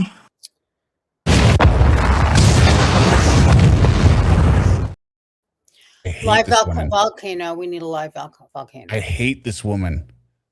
Draw and quarter her. Yeah. You wouldn't let me put my kitten in the garage and we found it the next day eaten by raccoons. You animal, Kouri. That's worse than killing Eric. It's more traumatic for a kid. Like they had to find their dead cat eaten by. Remember, this is. I mean, this that is cat also, wasn't doing anything wrong. It was an innocent animal. I mean, this is also in the 1 year after, like your dad's. This is like getting dropped off for summer. Like, hey, somebody's, one of the parents is missing, or they left. You're kind of like homesick, or when's dad getting home, or when's mom getting home, right? They're having to adjust this year. They don't have any of their other extended relatives because you cut them all off. Then you're killing off all their pets. They really should have gotten her an animal cruelty too, honestly. Is you? Thank you, Karen. You're gonna read it? Thank you. Oh, sorry, I haven't done a live in a long time, and I'm never great at it. I love your channel. You're so much fun. Thank you. Can't wait for these StreamYard streams to get going. You wouldn't let us turn on and use the heater lamp for the chickens and bunnies. What is Kouri? Why, Kouri? Why not turn it on? And they froze to death. They froze to death. Froze to death. Everything in that house was killed by her. In front of the children. Well, it's accidental cleavages. Kids wouldn't make up any of these details. They just remember the trauma and how they felt. Right? Exactly. And it's hard to make up this stuff, right? You have to have cause and effect. It'd be more likely that a kid would forget, oh, I got to turn the light on, right? And then, I didn't know they were going to die. Versus, you wouldn't let us turn the light on. The chickens and the rabbits died. You, Kouri. He would always argue with my dad and lock the door. You were not playing the role as a real mother does. You were doing the opposite. Again, no reactions. Now my dad can't be my coach anymore. Can't be at any of my games. He won't be at my birthdays. He can't teach me how to drive. He won't See, this is that look. Really? I didn't have a dad. be at my graduation, and he can't take me camping or fishing. You made me paranoid about sleeping on my dad's side of the bed by saying I might die or get harmed when I was just trying to be close to my dad after you killed him. That's some shit. You can't sleep on the side of the bed. You might die. Yeah. You took away everything from me and my brothers. My boyfriend is coming over, so. Mm-hmm. And that's probably why she is the best example she could think of. I don't want you out of jail because I will not feel safe if you are out. You have never said sorry for anything that you have done to me and my brothers. I don't want you to hurt anyone again. I know that you will need to stay in jail to fully take accountability for what you did to me, CW, and my dad. With you in jail, I will be able to continue to feel safe and live a happy and successful life without fear of you hurting me or anyone I love. Thank you, Your Honor. Thank you. That describes a house of horrors. Right. House of horrors. Look at her. She's almost doing. I can't quite see, but I think she's doing this face. She went from this to. Okay. Yeah, like all right. Jeez. Yeah. Yeah, kitten. I don't think a cat would get taken down by raccoons necessarily. I think because cats have such fast reflexes. I think a kitten. I just can't even. I mean, that's like not a joke, but it's like. No, it's an absurdity. Puppies. I mean, who is this evil? Why didn't let's cut the next story is gonna be like you clubbed baby seals and then my Right. bag of puppies and then Yeah, and then maybe eat them. Like, Sarah. this is a horrible face, Kouri. You should be crying. You should be crying, even if it isn't true, that you think that they believe this about you. Why do they think? No, like I can't believe they think these lies now. No, it's the Richins. She's doing the wide eye, like, wow. What won't they stoop next to? Stoop down to. All right, and this is the oldest one. yeah, and this one, I think this is the one that she really gave dirty looks to. But Yes, she does. When Yeah. she at the end with like life without, she's like, oh really? this is the advocate for one of your children, and you're like, I think this is the one that she was supposed to crawl in bed of, or maybe that was the middle one. I don't remember. Yes, my name is Sarah. I am a licensed clinical social worker and registered play therapist, and I'm going to read the victim impact statement for CR. My name and age now, my name and age I was at the time of the crime. CR, age 12, now 13. I was 9 when my dad was murdered. What I would like to see happen if the perpetrator is convicted of the crime, I would like to see Kouri get a life sentence. I think she reacted. My thoughts were Okay, she said life sentence, but then when it said at the end, she's like, really? regarding an appropriate sentence for the person who is accused of this crime and if they are found guilty. I think Kouri should get a life sentence because what she did is very sick, because it had no reason to happen and it impacted a bunch of people, including me. These are some reasons why I think she should have a life sentence. The information I feel is important for the judge to be aware of in sentencing. I think the judge should know that my dad was a good person and very thoughtful and kind and helped whoever needed help. He was always taking the extra mile to help people. My physical injuries as a result of this crime are as follows. I was sleeping and then I went to get a drink of water, then went back to bed. And when I woke up shaking and Bailey called the ambulance and they came and I couldn't talk for a while, I think Kouri had something to do with it because she didn't call the ambulance. What? She called Bailey and Bailey called the ambulance. At the ER, who's Bailey? Her mother? No, I don't know either. Kouri resisted to have my blood drawn and Oh, this is weird. Listen to this sequence again. There's something weird here. Kouri had something to do with it because she didn't call the ambulance. She called Bailey and Bailey called the ambulance. Okay, neighbor, nanny, babysitter, got it. At the ER, Kouri resisted to have my blood drawn. And kids who usually have this kind of seizure is when they are a few months old to a year old. I learned later that Kouri bought. Okay, so it's not fully fleshed out in the details here, but what it sounds like. Someone says, Mom Spaghetti says, rewind at the first mention of Bailey, her eyes pop. Like she wasn't expecting this to come out. I kind of noticed that. Oh, I thought it was her same bullshit line thing. I think Kouri had something to do with it because she didn't call the ambulance. Really? You think I had something to do with it? She called Bailey and Bailey called the ambulance. At the ER, Kouri resisted to have my blood drawn. So at the ER, I think this is a different incident. Yeah, this is not that night. Was this the attempted? No, I think this happened in the year after. Because I think what happened here, what's being described, I think what's being described, you hear it and tell me if this makes sense. Sounds like what happened is he had a seizure or something at some point. And they took him to the ER. She would not let them draw blood, and he concludes, since only infants have this type of seizure, it could have been from me touching the fentanyl, since Kouri had fentanyl in the house, and that's why she didn't want my blood drawn. Like he's solved his own crime, right? Not that she was necessarily poisoning him, right? But since she's got it in the house and he makes contact with it. Yeah. But You they know what don't I mean? make it. Do they make it clear that this was another incident, or No. She was not expecting this to come out. No. But yeah, I'll let it play all the way through. Okay. And Bailey called the ambulance. At the ER, Kouri resisted to have my blood drawn. Or is she talking? Wait, hold on. Back to bed. And when I woke up shaking and Bailey called the ambulance. Okay, never mind. We didn't even include the first part. She's saying, basically he says, I think Kouri had something to do with it. Mm-hmm. Because then entirely new story. Okay. This is a new story. Thoughtful and kind and helped whoever needed help. He was always taking the extra mile to help people. My physical injuries as a result of this crime are as follows. I was sleeping and then I went to get a drink of water, then went back to bed.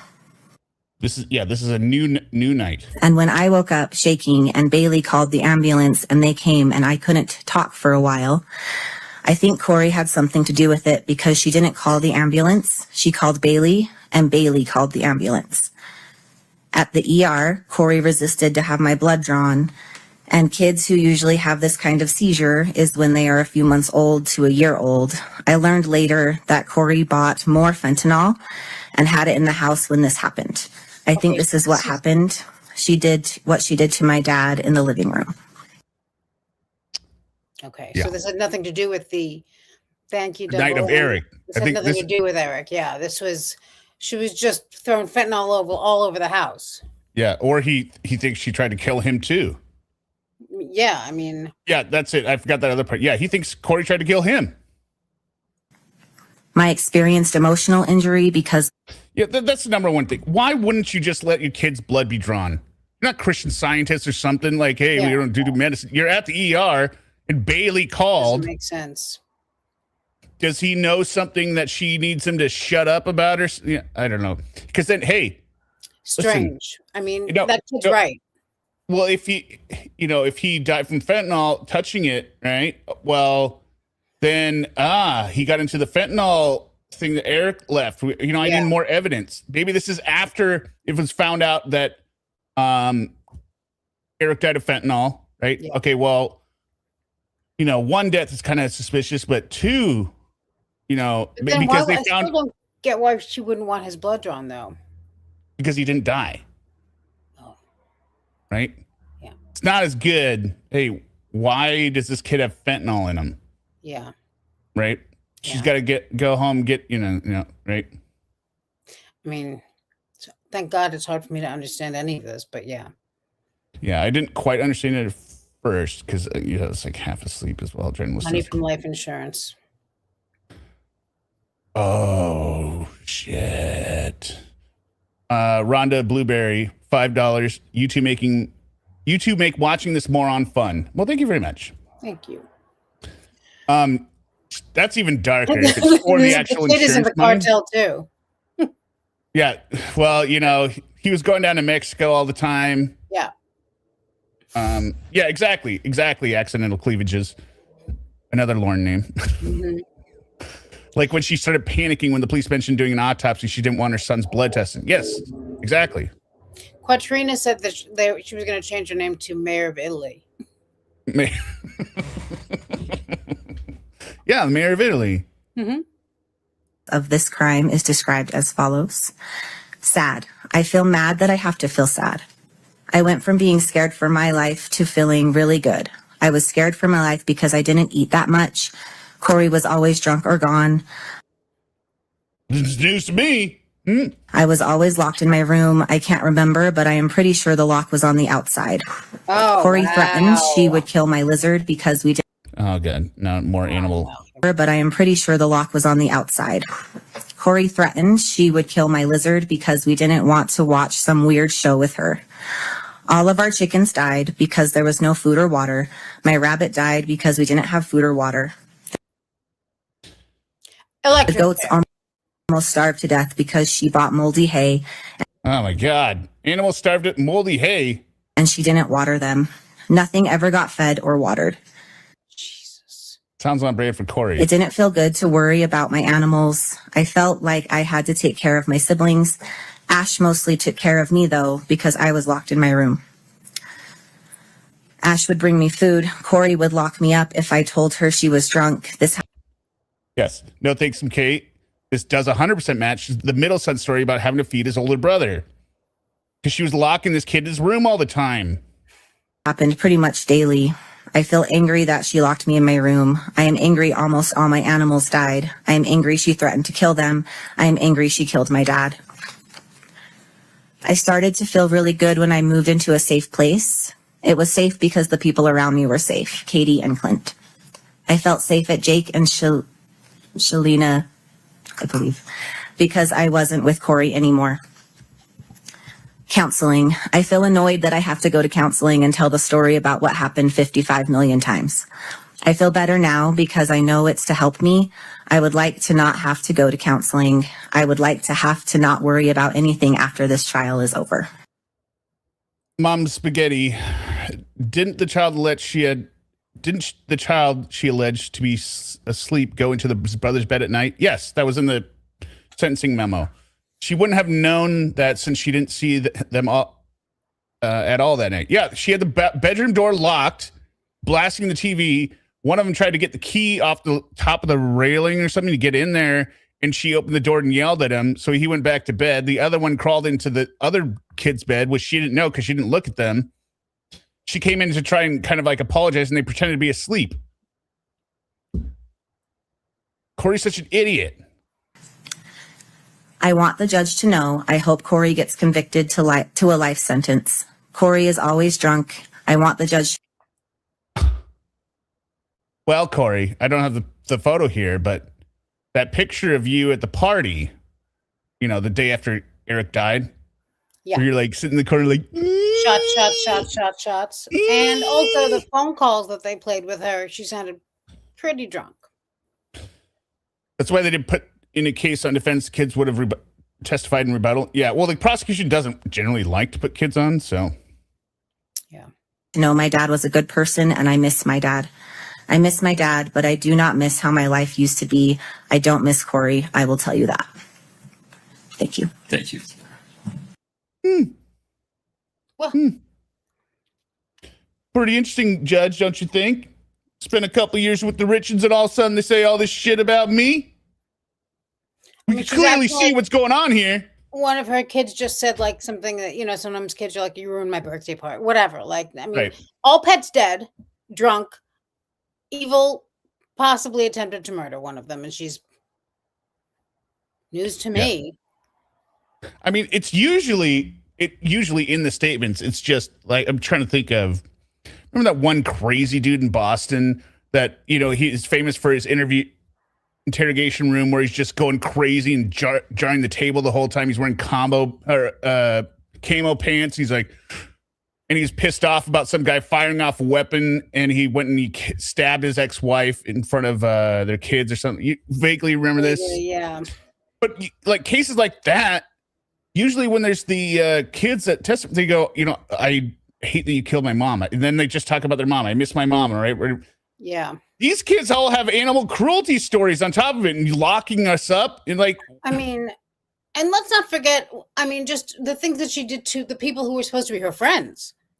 Yeah, she stole all of her friends' money. Her bestie is now homeless and penniless. So, I mean, where do we start here and end? Like, Yeah. and now that we hear all this about all the kitten and the puppy and every animal Rabbits, in that house died, chickens. and she threatened them. I mean, my God. The only other person we know confirmed to have killed chickens or had chickens die under his watch was this dumbass. Yeah. Wait, where is it? Where is he? This ugly baby. Stupid This baby. ugly pervert baby and his 37-year-old self in front of Chris Hansen. That's the other guy that killed chickens. Yeah. He also believed that chickens didn't have noses. It was their beaks, so it didn't matter if they had smoke coming around because they don't have nostrils. By the way, I am working on the rest of the RSO workbook, so we will be looking at the pages where he talks about grooming his people he's groomed or grooms, and it's his dog. What's Cliff doing? Cliff is being naughty. Yeah, apparently. I'm sure they're I mostly think he lovely, was but saying, this is it okay to, what if the animals are ugly? Something like that. I don't know if that's what she's referring to, but sometimes, you know, he comes in and he's I don't know. I never. All right, so that was a kid. Well, let's let it play out. Sorry. I have the pages. I will be broadcasting the repeat of the section we did from night 26. I'm editing up. We'll do that as a live stream and then the additional pages. So look for that this weekend, probably. Mr. Bloodworth, anything further from the state? Your Honor, the state moves to admit state sentencing. Okay. That's it for them. No, I just look at her. She never breaks down. I think that's why I completed this A here. through I. Previous. Okay. She's fine. Now let's go to Amy Richins. Well, do you want to see Zelda first or Amy Richins? The Zelda clip. The Zelda clip is 3.5 minutes. Maybe the Zelda clip for some levity. I don't know. Yeah. Okay, here we go. All right, Zelda. What the state left out is what the court said next, which was that the Eighth Amendment doesn't allow the death penalty in every case, and courts must take a long, hard look at the totality of the circumstances, the values of society, and the value of all human life. And though this is not a death penalty case, the same would apply to a sentence of life without the possibility of parole. Take off your hats. Yeah. Ms. Nestor spoke a little bit about what a life without parole sentence looks like. Locked down for 23 hours a day. That sounds good. I love a nice gal. I love that they broke it out like, no, this is too harsh. Okay, 23 hours a day, that's good. And if we treated our dogs like this, they would be taken away. Bad example. Bad example in bad this example. case. Yeah. Apparently they wouldn't be taken away because hers wouldn't. She'd never kids taken away for 15 months. Yeah. Yet, this is how the state wants Kouri Richins to be treated. Yes. She killed her husband with poison. And every animal on the block. I don't think the defense quite understands the problem that they are trying to overcome with, she killed her husband. I mean, spouses kill husbands all the time. Kouri, it didn't even occur to me before this for some reason. Kouri had multiple redos, two redos. First, she didn't successfully kill him, right? Second, she didn't sign on the mansion that tanked her until right before he died. You don't have to sign on the mansion, right? I mean, that's what I mean. Like, it's not just that she killed her husband. All right, we get it. It's like I always say, the day of your wedding, you're going to marry the person who will be the first suspect if you're murdered. Okay. That's really what it comes down to. But she left her friends penniless and homeless, as I said. Now we find out she killed every animal in the house. Every animal she could get her hands on. Every animal she could possibly kill or threaten. I mean, she stole from people. She's a fraud. I mean, just like this isn't just someone who killed. She couldn't even focus on making her husband look like a bad guy because there were so many other issues there. And she was having an affair, and she created her own motive. You created the financial distress that you were trying to solve by murdering your husband, rather than just get a divorce. But you knew you'd have the prenup. I don't like hanging around here making $500,000 with my husband. I want to hang out with other big guys. Yeah. Oh, purebred. Only 23 hours. Too kind. $2. Thank you very much. Yes, I agree. A sentence of life without parole is saved for only the most heinous of crimes.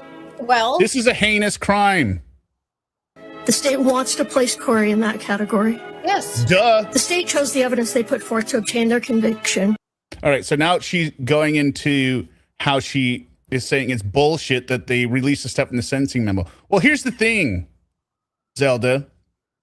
I mean, she's trying to be like, hey, the state chose what they could present. No, the state had to follow certain rules. We know it happened. We have evidence or whatever, right? We're not convicting her based on it. We're convicting her based on the crime, but I don't know. Yet they are not satisfied with what was presented in this court and to the jury. And instead they waited until 2 days before the sentencing hearing and publicly filed what can only be described as a character assassination. Oh my God. Character assassination. Is there nothing that these Richins and the prosecution won't stoop to? Yeah. Just they've really. It is rich accusing the prosecution of character assassination. You guys tried to get up on the stand and say he was having a gay affair. And let's not forget what she did to the witnesses who had that Carmen woman. Yes. And that he was meeting up with the cartel in hunting animals. I was thinking the same thing, pretend judge. I mean, not that he wasn't hunting animals, right? But you guys wanted to highlight it front and center. Yeah, look at this guy. Look at this big guy. He's killing animals. There you go. I would now put in doubt, did Eric kill as many animals as Kouri has? Like quantity-wise, not what? volume. Yeah, and listen, that was my only, for me, that was the only silver lining. At least they're going to be a lot more animals alive. I didn't realize how many more. And at least Eric was just shooting them, not torturing them and having them eaten by other animals. And finally here live again, two blondes. I hope Kouri does come after this money. Watch your drinks. Love you both. Happy birthday, Eric. Thank you, Double M. Beautiful picture. With unsubstantiated claims from unknown and unsworn sources who will never be cross-examined about these claims. No, it's their kids. The timing of this filing was no coincidence and left no time for our team to arrange rebuttal witnesses or evidence. Furthermore, it appears that the sentencing... Right. What? Jen says, and it wasn't the boys' pets. Yeah, it wasn't the boys' pets. I mean, he was hunting for sport, which, all right. Kitten? Like, that means that he got the kitten probably like after his dad died, and then the cat. Come on. Torture chamber. And now she's carrying on, right after that, carrying on about unsubstantiated. Locked up for 23 days. Yeah. I mean, add extra days, extra hours to the day and lock her up for more. But here's the other thing. Like, okay, the state releases stuff. You didn't get a cross-examiner. Hey, defense, when all the people that believe, you guys all believe she's innocent, right? When's this mountain of evidence coming out that, all the stuff that was withheld from trial, right? That none of us got to see the real truth. When are we going to see that? Because they're saying, well, this unexplainable tragedy. Like, no, the state has an explanation. It fits. It makes 100% sense, and the evidence supports it. Your theory that he was a secret fent head and OD'd without ever, he took all the fentanyl in the house and just died. That's unbelievable. And it's the story that Kouri told. Yeah. Memo was not a so subtle attempt to get into the public eye evidence they elected to hold back from their case in chief. It wasn't subtle at all. It was, who's accusing it of being subtle? No thanks. McKay said, did she poison her boyfriend's dog? That was what we kind of heard, but we didn't know. But now I'm thinking, yeah, she must have, because that's who she is. That's in her wheelhouse. And then were precluded from presenting when Ms. Richins exercised her Fifth Amendment right to remain silent and submitted the case to the jury without putting on any evidence. Wait a minute. Hold up. Beep, beep, beep. Back it up. Listen to this shit. In their case in chief, and then were precluded from presenting when Ms. Richins exercised her Fifth Amendment right to remain silent and submitted the case to the jury without putting on any evidence. Okay, yeah. Kouri didn't get to, this is the stuff they didn't get to confront Kouri on because she didn't take the stand. Well, guess what? We're not in trial. She was already convicted without it. Kouri can go ahead, if there's an explanation for this stuff, she probably should have taken the stand. I mean, they had a whole trial to get all these things sorted through, and we saw what they did. The fact that she didn't doesn't make it not true. To allow the state to use this sentencing hearing as a public platform to make new unsworn allegations untested by cross-examination or sufficient investigation would violate Ms. Richins' right to due process. All right, so now there's two sections. We're going to talk about there's another minute and a half where they try and refute some of the stuff. Yeah, which just makes me so pissed because they did the exact same thing here. They wasted all this time, just on bullshit. It's like they're completely tone deaf. They don't seem to understand anything. None of this is going to help. Like, if you're going to be so convinced you're going to have a new trial and all that, then just wait. Yeah, exactly. Put forth at length what they believe Kouri's middle son, AR, would have testified to had they been able to call him in rebuttal. Although it is true that Ashton said these things 3 years after the death of his father. And says the kid's name. Yeah, no initials. And, well, it's true. He says it 3 years after after or 3 years after his death or whatever. Yeah. Okay, yeah, he did say it, Yes. but. And after conversations with Eric's family members. Oh, my goodness. Hi, Candace. What is this? Hey. We need you to lie. We need you to lie and say that you guys were this. Yeah. Who would do that? Tell them. Who puts in the music? Who do you think puts in the music? Me. Tell them that your mother gave you uncooked lasagna. Yeah. Say they killed your and cat. then mention something about a kitten getting eaten by it. Wait. If you say they killed your cat, we'll get you a cat. Huh? Don't you want a little kitten? How would you like some lasagna that's cooked? Yeah. Perfection. If you don't say that she served you uncooked lasagna, we're not cooking. We're not feeding you a thing ever again. All right. And if you tell anyone, we're going to kill all the chickens. And Whole the family. bunnies. It's like that. Yeah. Yep. This is very different than what he said to law enforcement immediately upon Kouri's arrest. Immediately upon Kouri's arrest, not immediately upon being interviewed after Eric's death, 15 months after she had been torturing them with all this bullshit they talked about. A year after Eric's death. At that time, his statements were completely consistent with. Because, hey, if you're convincing them, hey, the Richins hate you, they're going to hurt you. And if mommy goes to jail and if mommy gets convicted, then you're going to be stuck with the Richins and they hate you. They're going to torture you and everything. So what you need to do is you need to say mommy came and lived with you. And he spent the night, I was in there for, 5 hours with you. All right. That's what you got to say. You got to say it so mommy can stay out of jail, huh? Mm-hmm. He says that because he's afraid of going to the Richins now because he doesn't know what to do. Now, if he gets some counseling, he's like, oh, no, actually, this is what happened. Yeah. Kouri's. Kouri had gone to sleep in his room the night his father died. And Zelda, by the way, if the Richins can influence the kids, so could Kouri. So this proves nothing. You idiots. Worst lawyer ever. The state argues that Kouri's boys are afraid in part because she still maintains life insurance policies on them. Well, yeah, okay, she fine. says in part. In part. Not only though. Just to be clear, there are other reasons to be afraid. Yeah, remember, we just heard him, Zelda. Yeah. We just heard all the reasons they're afraid of their mother. And I'm afraid, quite frankly. Kouri was of the belief that these policies were no longer in existence since she had not made any payments on them in over 3 years. See, here's the problem, Zelda. The fact that Kouri claims to not know that they exist doesn't invalidate the state's argument that they are afraid because they are insurance policies which are in effect on the children. That's the information they have. There are insurance policies on it. So you could say, oh, we didn't know what was there and we're going to cancel them, but that doesn't invalidate their argument.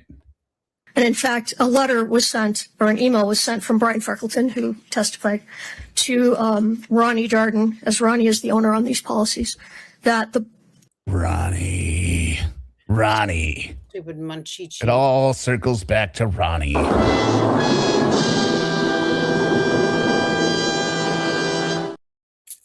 This was over a year ago that the life insurance policies are lapsing, and wanted to let them know if they chose to do anything about it. What? It's so stupid. It's just so Well, stupid. they're trying anything. But unfortunately, Kouri's already made all the faces. That, which they did not do anything about that. So we only discovered yesterday, Kouri only discovered yesterday that at least 2 of these policies are still active as the payments have been automatically taken out of dividends. What? I call him Munchichi because he looks like a Munchichi, but Phil says Ronchichi.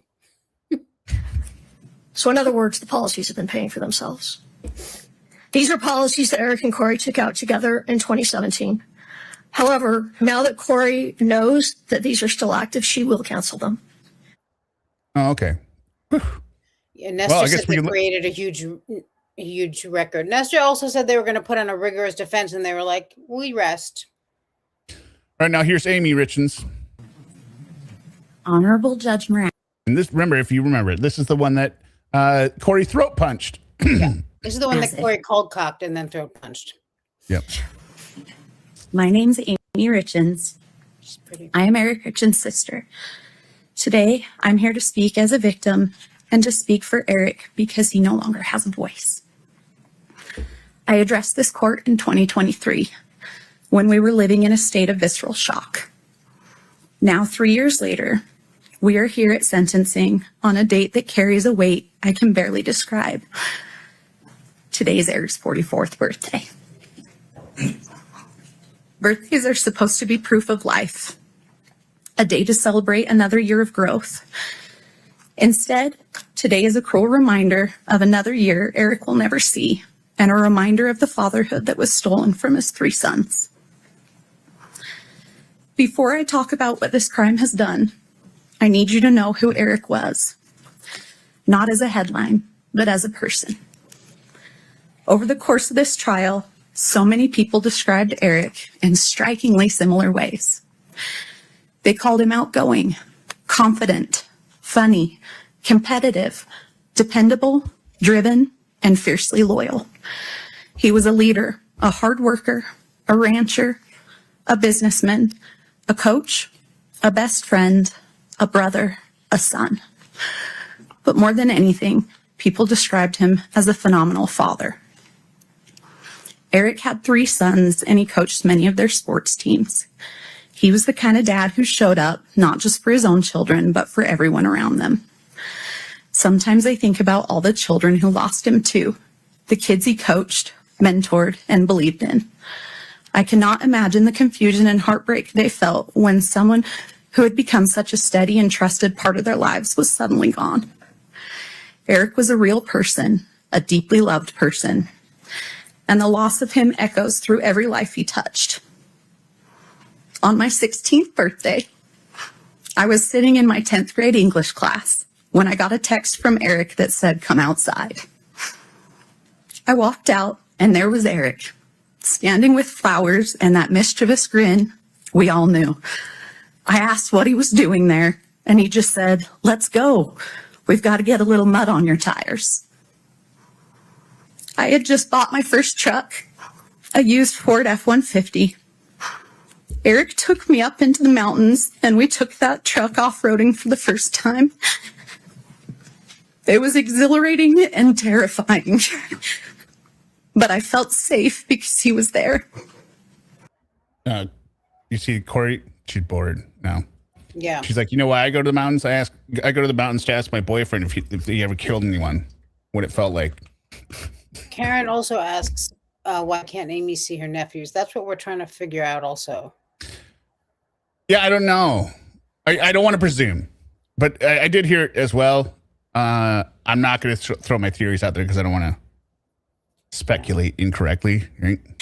If you could put a life insurance policy out on a kitten, Cliff, Kouri would be the one to do it. Oh, there'll be so many dead kittens. I felt safe because he was there. Look, there she. You see that? Yeah. See that look, that instant change? Like, oh my God. Whatever. But I felt safe because he was there. That was Eric. He made life bigger. He made people feel brave, and he protected the people he loved. That is the brother I lost, and that is the father his boys lost. In 2023, I told this court that I was tormented by the sequence of events of that night. Today, that torment has not faded. I still wonder when Eric realized he was in mortal danger. I wonder what Kouri said to him in his last moments. I am still haunted by the question, did his boys hear their father's final struggle? If Eric had died of Kouri's like, I didn't say anything to him. Yeah. I didn't say anything to him. an illness, we would have cared for him. If it were an accident, there would have been kindness. But there is no comfort here. In his last moments, after being intentionally poisoned, my brother was faced with the ultimate betrayal. What is the face? What are these faces, Kouri? Eyebrows straight up to the moon. Eric's sons were Oh, 9, God. 7, and 5 when their world 9, 7, and 5. She just said it. 9, 7, and 5. Why is Whitney Marie says $10. Why is Ronnie the owner of the kids' life insurance policies if her and Eric got the policies? So she went in after Eric died and changed the owner to Ronnie. I think, didn't they say Ronnie's the manager of it? I thought that's what I heard. Something like that. Some convoluted thing that these geniuses. Well, because once Eric died, I assume the policies just go under Corey's name, and then she could easily sign Ronnie up as the manager or whatever. Did get some money from one of the policies, right? Yeah, the postcard one, I think. was shattered. Which is why she got convicted of that. Yeah. They are now 13, 11, and 9. These are the years when a boy learns how to be a man by watching his father. What makes this crime uniquely heinous is that their grief will never pass. It will reinvent itself at every milestone. This crime didn't just happen once. It happens every single morning when those boys wake up and realize their father is still gone. They did not just lose their father. Carolina Hurtado, we don't know. Yeah, if you don't know, Caroline, I thought for sure you would be the one to. They lost the life they knew. Eric's death didn't end the harm. It began a grinding process of re-traumatization. Early in this process, I remember being told this case would be a marathon, not a sprint. We did not understand how every hearing, filing, delay, and public narrative would reopen wounds all over again. As if losing Eric was not painful enough, our family was then forced to grieve under public scrutiny. After the publication of the grief book, our family became the subject of public narratives, attacks, and speculation. At one point, I received a message sent from a burner phone that said, Now, They are estranged. why are they? "You think you're funny? Kouri will get the last laugh." Thank you, Rocky. Rocky says she can see her nephews. She's just struggling with grief. Okay, it's great. Because they remind her of her brother or something. Yeah, probably. I don't know. I mean, I would imagine that's why. You see the nephews, you remind your brother. So she got this message from the burner phone. Who else do we know that has discussed sending stuff anonymously? Make sure that it can't be traced back to them. Oh, Kouri did in the letter she wrote. Walk the dog letter. Oh, okay. Sent from a burner phone that said, "You think you're funny? Kouri will get the last laugh." Now, I'm sure that was probably one of the anti-Kouri people that sent that, right? Because everyone knows Kouri was going to get out. Or was it one of the very psychotic members of the Darden family? Or Kouri herself? So I asked a question in the chat earlier in Dreadful Penny's chat. If we put Kouri and Sarah Boone in a cage overnight, which one would be alive in the morning? Sarah. Kouri would have killed herself from boredom. She'd be like, Either way, Sarah would be alive. Yeah. Oh my God. I can't believe I have somebody in here. Your jealousy is as disgusting as your family. Oh, that was the second part of the text. Your jealousy is as disgusting as your family. Definitely from the Dardens, at least. Why would a member of the public have that opinion? Why would anyone other than Kouri have that opinion? Like what is it? Their dry cleaner? I mean, who else would think that? Yeah. Law enforcement later confirmed through warrants that the message came through. I didn't kill your brother. Doesn't mean it was me that sent it. came from Kouri. Yeah. Of course. Geniuses. It's a burner phone. How could you trace it? Kouri's like, what? That moment stayed with me because it captured what these years have felt like. Not just grief, but intimidation and distortion. Yes, our family hired a private investigator, But when someone you love dies suddenly and deep in your gut, Yeah, Kouri also wrote in a letter they were jealous of her. Remember? In the Sona retreat letter or something. Or was it a text message? She said his sisters are jealous of me. Everyone's jealous of me. Yeah, it was the retreat letter because of how good of a mom I am and everything. you believe Or maybe it was the walk the dog. I don't know. Kouri wrote they're jealous of me. The text message from the burner phone said, your jealousy is disgusting. if something is terribly wrong, you do not stop searching for answers. The real question is not why would you investigate? The real question is, what wouldn't you do? Yeah, anything they can do, Kouri can do better. She's like, What wouldn't you do for Oh, it's walk the dog letter? Okay. your brother for the truth? I also feel compelled to address the emotional toll. I can't really tell what she's saying here. I also feel compelled to address the emotional toll of the trial itself. As the designated victim representative, and more importantly, as Eric's sister, I have a right to be present in the courtroom. just chatting. Yet like during the girls do, you know? proceedings, I was essentially girl kept talk. in the dark. Due to the courtroom layout, I could not see the exhibits or the evidence. When we requested simple accommodation, we were told that the trial was being broadcast on court TV and I could excuse myself and watch from home with the rest of the world. Being told that my right to be here was interchangeable with a television broadcast was a profound violation. Oh, yeah. Here it is. Said today by Leslie that Katie and Amy were estranged because Amy was friends with Kouri and Katie never liked her. Amy was Oh, at the kitchen party after Eric's death. 2 days later, Kouri throat punched her. got it. And how I called this doctor and went to the pharmacy immediately, have Allie talk about how the sisters have always been jealous of me because anything they could do, Kouri could do better. Being a mom, college, stay-at-home wife, until she built $1 million company, a nice house, car, everything she had, they wanted. This comes down to jealousy, money, and Eric's partying that they don't want to acknowledge, and sadly, an accidental overdose. I did not want to watch Eric's life end. No, she wrote Milio. It'd be minus $1 million business, but Multi-million. she wrote Milio. Death as content from my couch. I didn't want to go home after a grueling day and listen and watch it. This is what happens when a raccoon gets access to your burner phone. Yeah. All over again. I had a right to be here to face the evidence directly. Still, to this day, I have not been able to rewatch the trial because it's so time-consuming and painful to relive. I still have not seen all the evidence that was presented.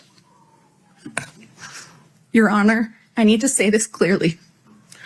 Someday, those boys will grow up and look back at the records of this trial. I need the truth to be the only thing they find.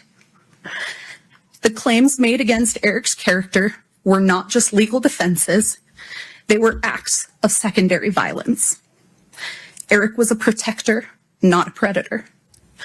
These lies. Futuristically Famous says, I saw a comment on X earlier. I would comment on Kouris Sons, but I have to walk the dog first. Oh, sharp. Thank you very much. Were a desperate attempt to justify the unjustifiable, and they have added a layer of cruelty to our grief that is nearly impossible to bear. I also need to correct the record on a few misrepresentations. First, the prenup. It was provided well before the wedding, not. Kouri doesn't. Kouri's like, yeah, right.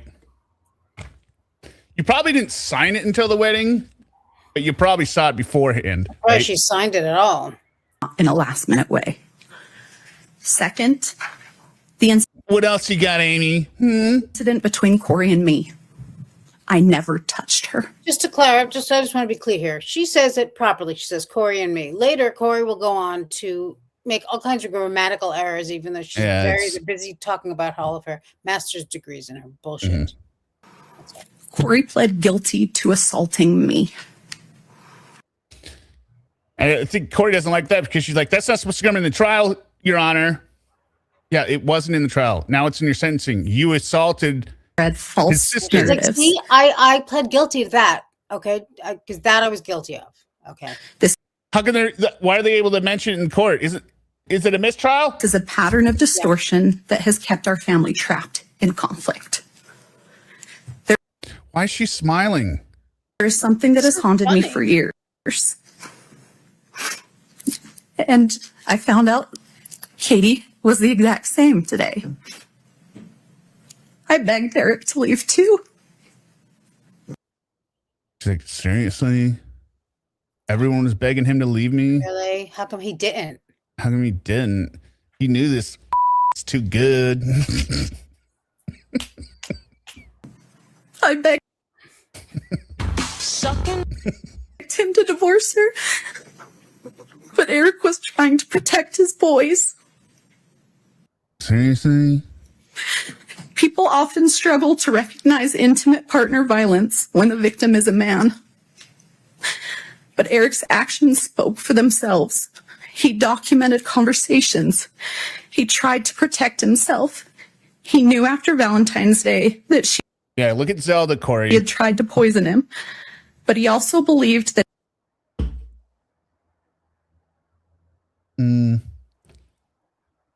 if he left, he could not fully protect his children. So he stayed because he was trying to keep them safe. This trauma. Life or natural life? Good question. Good question, not intentional. I think I saw Nidish in here earlier. I wasn't able to click on it before I scrolled past it. Hello, Nidish. Hello, Katrina Dancer. Has seeped into every corner of my life. And also, it has also deeply affected my own family and marriage. What? This look she has on her face, like, you're weird. Why are you crying? My husband, William, watched me be consumed by the pursuit of justice.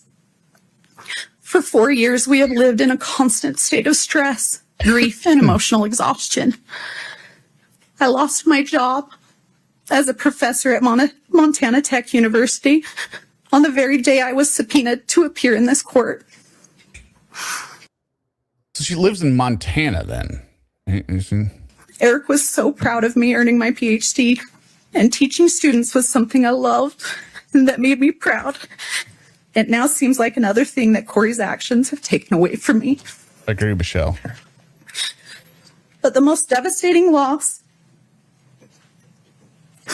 is... Yeah, what are you paying attention to, Kouri, other than the victim impact? I really don't like that. I wish the judge had said something like, can you stop having sidebar conversations when the victims are making their statements? That bothered me about this judge all through the trial. I felt like he let a lot of shit go like that. It's one that isn't in any police report. Because of the unrelenting stress of this investigation and the constant attacks on our family, Okay. I suffered a traumatic miscarriage of twins. Oh, jeez. Yeah. We lost our children. Kouri's not hearing any of this. No, she's busy. Could there be a worse juxtaposition of sister on the left versus Kouri the monster on the right? We lost the future we were building. I hadn't heard this part. Me neither. Kouri's actions didn't just end one life. They reached out and stifled the lives of my unborn children as well. That loss lives inside this tragedy too. Eric's murder did not just take someone from my life. It plunged me into a darkness. It stole. Hey, Kouri and Zelda, sit the up and pay attention. Zelda should not be, should at least be saying, shh.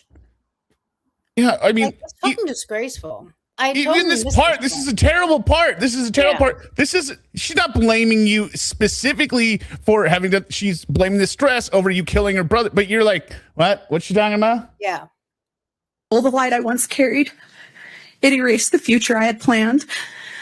Every day I wake up and step into this same crushing emptiness where time itself feels frozen and meaningless. The laughter of my future children, the warmth of my family, the simple joy of waking to a new morning, all of it has been devoured by this crime. This grief is limitless, resembling the ocean. Sometimes it softly touches the shore, other times it pounds against it with fierce force. Occasionally, it surges like a massive tsunami, overwhelming everything. No, it's like they're in another room. These changes can occur suddenly, and like the ocean, it cannot be controlled. I didn't just lose my brother. I lost my sister-in-law. I lost someone I considered my friend. Kouri's like, what? Whatever. We had good times together. That loss is so complicated now, Your Honor, because it forces you to grieve someone who is still alive while facing the horror of what they have done.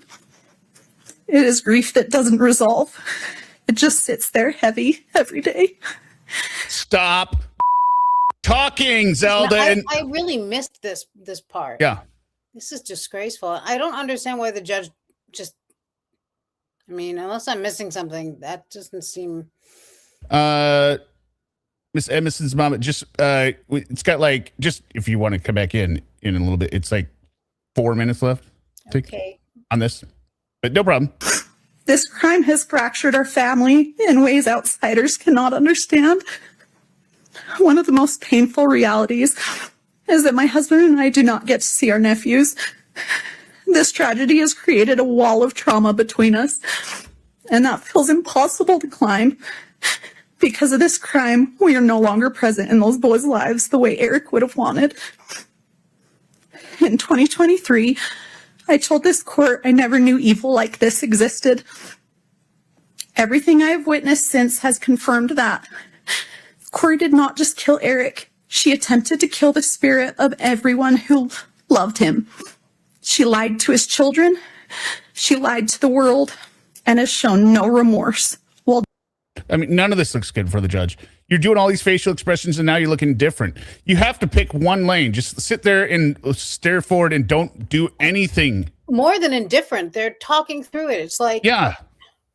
Dancing on his grave for profit. Sorry, backing up. Loved him. She lied to his children. She lied to the world and has shown no remorse while dancing on his grave for profit. Your Honor, a parole-eligible sentence is not a conclusion. It is a reoccurring nightmare. It guarantees that every few years, Eric's sons will be notified that their father's murderer is seeking freedom. This is an excellent point. I'm sure the Susan Smith parole hearing that just came out, right? I mean, I don't know how much judges pay attention to famous cases, right? But I think everyone can kind of see now, like, hey, when they're really evil. Yeah. There's a lot of regret there because, and you know, the jury in that case didn't realize that. Yeah. That she was going to get. Yeah. If they didn't do the death penalty, right? Like she was going to get. Yeah. They didn't. They thought life meant life. They thought life meant life. Thought it was natural life or whatever. Yeah. Natural life. Mm-hmm. But yeah, that and the Diane Down. Well, I mean, maybe the Diane Downs a little bit, but I think the Susan Smith one really is because that was horrible to watch for the victims being like, now we have to come back here. Yeah. Because it's every year, I think there.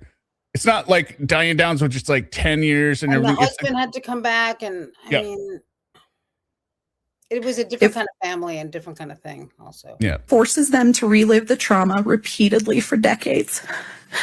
Eric died trying to be his children's shield. Kouri doesn't understand that. I think she doesn't understand what shield means. Maybe she either doesn't know what shield means or she's picturing like using someone as an actual human shield, which is in her wheelhouse also. Yeah, it's benefit of the doubt, Kouri. You don't understand what that phrase means, but it's very clear to the rest of us. He can no longer protect them. It's been the same way with Sharon Tate. What case is that?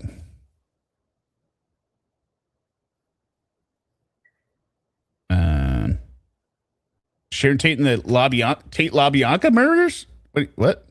That's what I was thinking. With Manson? I thought the rest of them got out. Well, they did. Maybe that. I don't know. Right. Okay. But I'm saying yeah. Okay. Got it. So now the responsibility falls to this court. I got it. I said it. Take LaBianca. You guys didn't even say LaBianca. I get it. I ask you to provide these boys with the finality and safety. I do know We know about Sharon Sharon Tate. We just I didn't just know. said it. I just don't know. I know the Sharon Tate case, of course, but I didn't know. I didn't see the connection between that and To probation hearings. Yeah, that's what it is. Yeah. All right, everyone can stop saying Manson. I know who it is. Highland artists. Oh, it has been the same way with Sharon Tate and the Manson murders, going to all parole hearings for decades. Got it. Yeah. They deserve. I ask you to ensure that the noise of Kouri Richins never enters their lives again. Oh, well, lost all respect for me. All right, people are still answering me on, and I guess they're delayed. For the years of suffering we have endured, for the children who will grow up without their father, and for the life she stole from Eric and the peace she stole from us, I respectfully ask that you sentence Kouri Richins to life without the possibility of parole. Happy birthday, Rico. Thank you. Thank you. Mom Spaghetti. Who put Mom Spaghetti in timeout? There's no moderation in this chat. You can use any cursing and any words you want. Oh, now you're trolling me now. You could say murder. You could say the C word to describe Kouri. That's fine with me. You can say BJ. Say BJ, Hot Carl, Dirty Sanchez. Dry hump. All right, so that was Amy. Now let's look at we've got Kouri. Oh. Kouri Richins herself. Buckle up.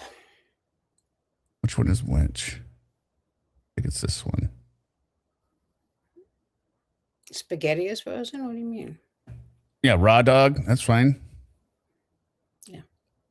You've gotten zapped for the C word. Stop zapping people for C word. We luck. Hey, chances are, if the subject on this channel is female, there is C word, and just the That's males, the way we do things around here. We're disgusting. the males on this channel are complete asshole losers. I don't know if there's plus there was a whole other conversation how the C word is much different and less offensive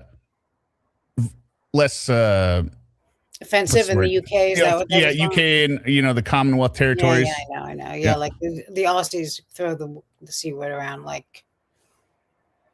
Yeah, we mean cock. We mean cold cock. We mean. Her speech wasn't 45 minutes, was it? I thought it was 8. Long. It seemed long, but I thought on the timer. Well, they said 30 minutes, so I don't know. They said it was going to be 30 minutes, but in actuality, it is 40 minutes. Shit. Fucking disgraceful. They went longer than 30 minutes, which I thought was pushing it. I didn't realize it was that long, but it did feel that long. It was so pointless. Yeah.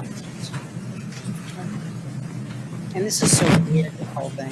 And that Ramos guy, I hate him again. More than we might do a second stream on the lawyers, what they said, but all the other people just saying the same thing. Kouri, you can just give her hope, See, this flanking is very weird. I feel like this is done to block her from the cameras. Maybe, yeah. I didn't know. I thought they were going to start singing or something. Or this is the weirdest gangbang about to happen ever. The most disgusting orgy that's you can't listen to her again. That's fine. It's just her. I don't know what she's talking about. In most of this, it is just such flowery language. Yeah, it's very like It's all the triplicate like love, hug, if you love something, and love, and in value. All right, also, didn't you think it's strange that the defense, a lot of the witnesses they had were people who had nothing to do with this case, didn't know Kouri had been victims of crimes like. Well, life without a parole is really mean and hard. Yeah. Like, what is going on here? My sweet baby boys. remember the Sweet Baby Boys that she was deadpanned while they were giving their impact statement. I know that today you don't want to speak to me, have a relationship with me, or you may think you hate me. And that's Right off the bat, wrong. You may think you hate me. She's invalidating their feelings. They said they hate you. They can maybe not hate you in the future, but saying you think you hate me. It's okay. I will never be angry at you for your feelings. When the day comes that you're ready, I can't 1.5 it. I will be here for you, waiting for you and loving you. But I need you boys to know and understand that I have been desperately trying to get in contact with you any way that I can for years. The vocal fry as well. Yeah. But That all of my communication has been completely cut off from you since early 2024. that's because you did the walk the dog letter. Manson. And now I will use any It is. opportunity I can. Southern Heathen. That's exactly what I was thinking when I heard it. I was like, this is like a graduation speech. I remember the time when we were smoking outside the bleachers and Remember, when you go out in life, love, you will find future. You will make friends, break friendships. To get a message to you. Even if that means sharing. What? dance like no one's watching. Yeah, dance like no one's watching. Bring it publicly to the world, fully restrained, in my jail clothes, in one of the most horrible situations possible. And she's just going to talk about herself. And don't forget to wear sunscreen. Exactly, human tooth. I don't. She didn't even say so far, like, I miss you so much. No. I haven't been able to talk to you. Care, and I'm not embarrassed or ashamed by any of it. All I care about is you boys. I will do whatever it takes for you to hear the truth from me and to come home to you. You should see what I'll do. I'll turn down the volume a little bit so we can talk over it as it goes with comments instead of pausing. For the time being, I don't know when that is or when my next opportunity will be. So for now, you haven't said bear anything. with me as I have tried to consolidate everything I've wanted to share with you for the last few years, with everything I want you to know until I'm able to speak to you again in one long message. And remember, aside from the murder, if she hadn't murdered him, she'd be going to prison for financial crimes, which she's about to be convicted on, right? You screwed your life. You took away at least one of their parents, Kouri. You up. Although you may not be ready to hear it today, that's okay. My hope is one day you will be. May 6th of 2024, temporary custody was transferred from the state of Utah Child Services to your Aunt Katie and Uncle Clint. My last video call with you boys was several weeks prior to that, around April 24th, 2024, when you were still in the state's custody. Why does she need? Why is she reminding them of this? Custody was transferred to Katie and Clint. This is just a poor me story. Why? Yeah. They already know all this. Against my wishes. They cut off all of my communication between you boys and I. It was years before I would ever have a child. Poison me. I warned social services that if they gave custody of you to the Richins family, it would be the last time I would be able to see or speak to you boys again. And your opinion of me in this case and wild allegations would soon mirror those of the Richins family. Oh. And that's exactly what happened. Everyone, they saw the evidence.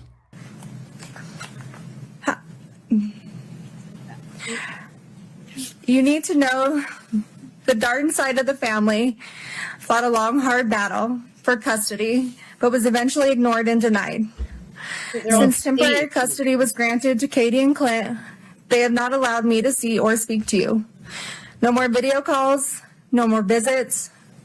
They blocked the phone number for the jail so I can't call you. Birthday cards, Christmas cards, the letters I would send you boys, they were all returned or rerouted. All of my contact was cut off. Why does no Nickaroos look like Drew Barrymore in Scream? I can't with her. But I like I said at the beginning, Gungan looks a little bit better to me, in my opinion. She should have gone maybe with this look during the trial. It's a little bit better than the original. It's a little bit better, but the problem is it's just a little bit better. So it lulls you into a false sense of security, and then you look at her and then you're like, More than 2 years ago. See, this is Wicked Rose. This is what I'm saying. Like, look at this. They're huddled. Like, you can't see her face because Wendy's got her stupid head there, right? Yeah. I don't know what this is about. Like, I don't know. This is what about these three blocking her assholes are face. doing. This is Yeah, but blocking I mean- her face because they know she's not going to cry.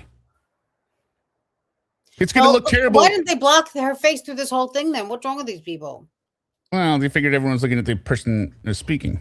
So please ask them. Please ask them for your cards, for your letters. If I've tried calling you, please just ask them.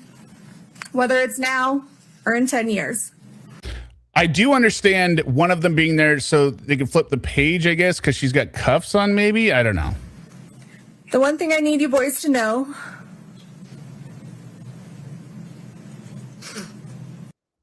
The one thing. I did not abandon you.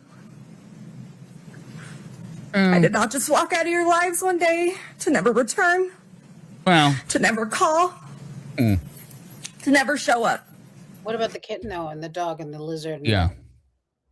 Maybe ad lib and throw in some apologies for that kind of stuff here. Regardless of what anyone tells you, I would never, ever leave you boys. And I am so sorry if for even 1 second you thought that I did. These rumors that I've voluntarily reported to prison and being arrested are false. Yeah. If for even 1 second you thought that I didn't love you. Because that couldn't be further from the truth. You boys are my world. The reason I continue to wake up every day and fight to come home. You're my reason for living. I don't know if it's in this angle because I saw it. I think I was maybe on Lawn Crime or something. Lawn crime. When she said the line, if she hasn't said it yet, maybe it's coming up. I don't think it's a different angle. She said, "I've written you every week." When she said that, Katie very clearly in the audience had a reaction of like, "What? Like, Yeah. written every week? No, what?" I understand that you're in a difficult situation. Mentally, emotionally, and physically. I understand Yeah, there's the pattern of you guys three. have been through an extremely difficult time this past 4 years. You should never have to deal with such tragedy. And I am so, so sorry that you were going through this. You boys have the right to be angry and sad and confused, feel in survival mode, have questions. All of this is completely valid. Your feelings are completely valid. And one day when this is all over, we can sit down and talk about all of this. It's about to be over, man. Thanks for validating their feelings. And sort it all out. And I promise you boys, one day it will be over. One day I will die. When? I'm not I mean, perfect. even if all of I this have is true, and this will never be over. Oh, she'll Really? die. She'll die. No, but I mean, even if, like, let's say she was vindicated and their lives are, I just. She like, means because she's gonna keep trying to harass them Yeah. and sue everyone. But someday she will die. Right. Someday, God willing, she will die. That's right. Succeeded, and I have failed. As a person, as a wife, as a parent, we all do. I have done plenty of things I am not. The other distinct impression I had was almost all of this was written well before the verdict. This was basically her PR campaign she wanted to get out there, right? A lot of this stuff fits if it's still written before the trial. I'm a mother, a wife. So I and then there's like stuff added in there, like past tense. She's like, or when she goes later, for her 8 jurors to decide our future, like, and then it's like 8 jurors decided our future. I don't know if anyone else got that other impression. Not proud of.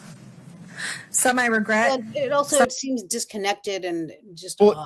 It is. It's just like, It's just generic bull crap We or heard, bullshit. we just heard everything your sons had to say, and now you're like, leave them alone.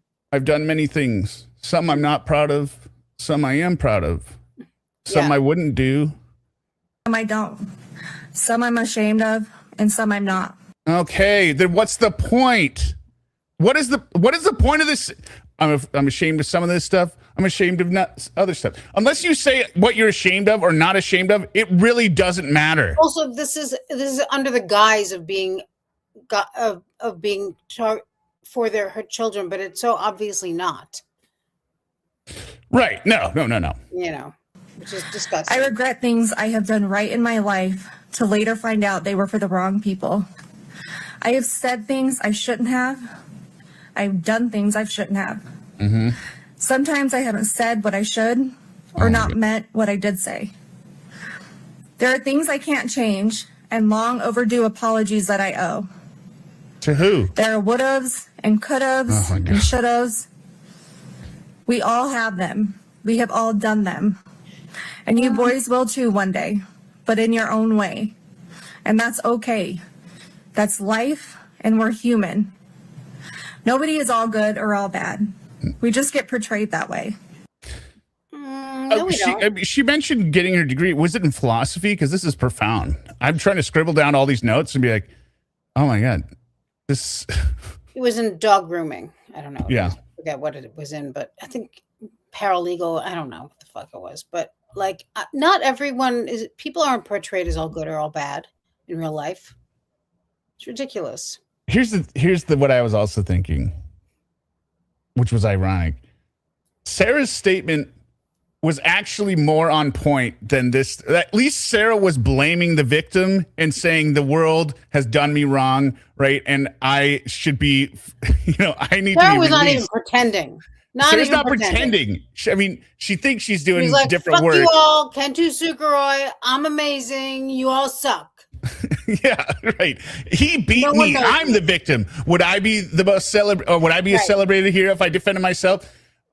But I would never. I would just Mic drop. To the entire world, to Torres family, know that I would never, or it couldn't. I forgive you, Please forgive me. Judge Kranick.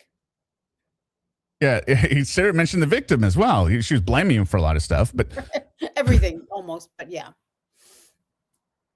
this is the most least. This is just a blob of Well, this is just like this dimensionless mass. this syrupy, like long-winded Christmas card to her sons that isn't really meant for them. So Know that now and forever. I could not. Forgive me, Torres family. yeah, it was a professional fuck you. This is not even professional. Forgive me, Judge Kranick. Mm-hmm. To the entire world, I ceaselessly and endlessly beg for your forgiveness. Yeah. Where do I get my 1/3 coupon? You're going to succeed and achieve amazing things in this life. Sarah's always the worst. Always. You're also going to make mistakes and fail at Yeah, this is the graduation speech section. some things. But use those opportunities to grow and to learn. They do not define you, and don't ever let other people make you think that they do. I mean, who the fuck does she think she is that she's gonna? She needs to step up and give these boys advice on anything. Look at where she is now. Because she thinks of herself as a very successful person, were it not for the hate of everyone else. She's their mother, so. Yeah. We are not defined by our best or our worst Exactly what I moments. said, Nathan. We fall somewhere in the middle, ever evolving. And you boys are ever evolving. Wait, did she say that? Oh, the places you will go? Did she actually say that line? Two people said it. Oh, the places you will go. I don't think she did, though. It doesn't matter about what happens in life. It's the friends you make along the way, boys. Yeah, and Kouri thinks the judge and everyone else corrupt. Secrets diminish self-respect. They lose trust. They make us lose ourselves. I fell in love with someone who wasn't your dad. Okay, this line right here. I heard it the first time and thought one way, and then I realized it was a different way. What? Tell me what you think she's saying. Trust. They make us lose ourselves. I fell in love with someone who wasn't your dad. Your dad fell in love with someone who wasn't me. The first time I heard that, I'll just say while I heard it. The first time I heard that, I was like, oh, they grew apart. Is that what you mean? Like when they first got married, they were one people or two different people. I take it as they thought they were something they weren't. Like right. That's how I heard it. Yeah. Right.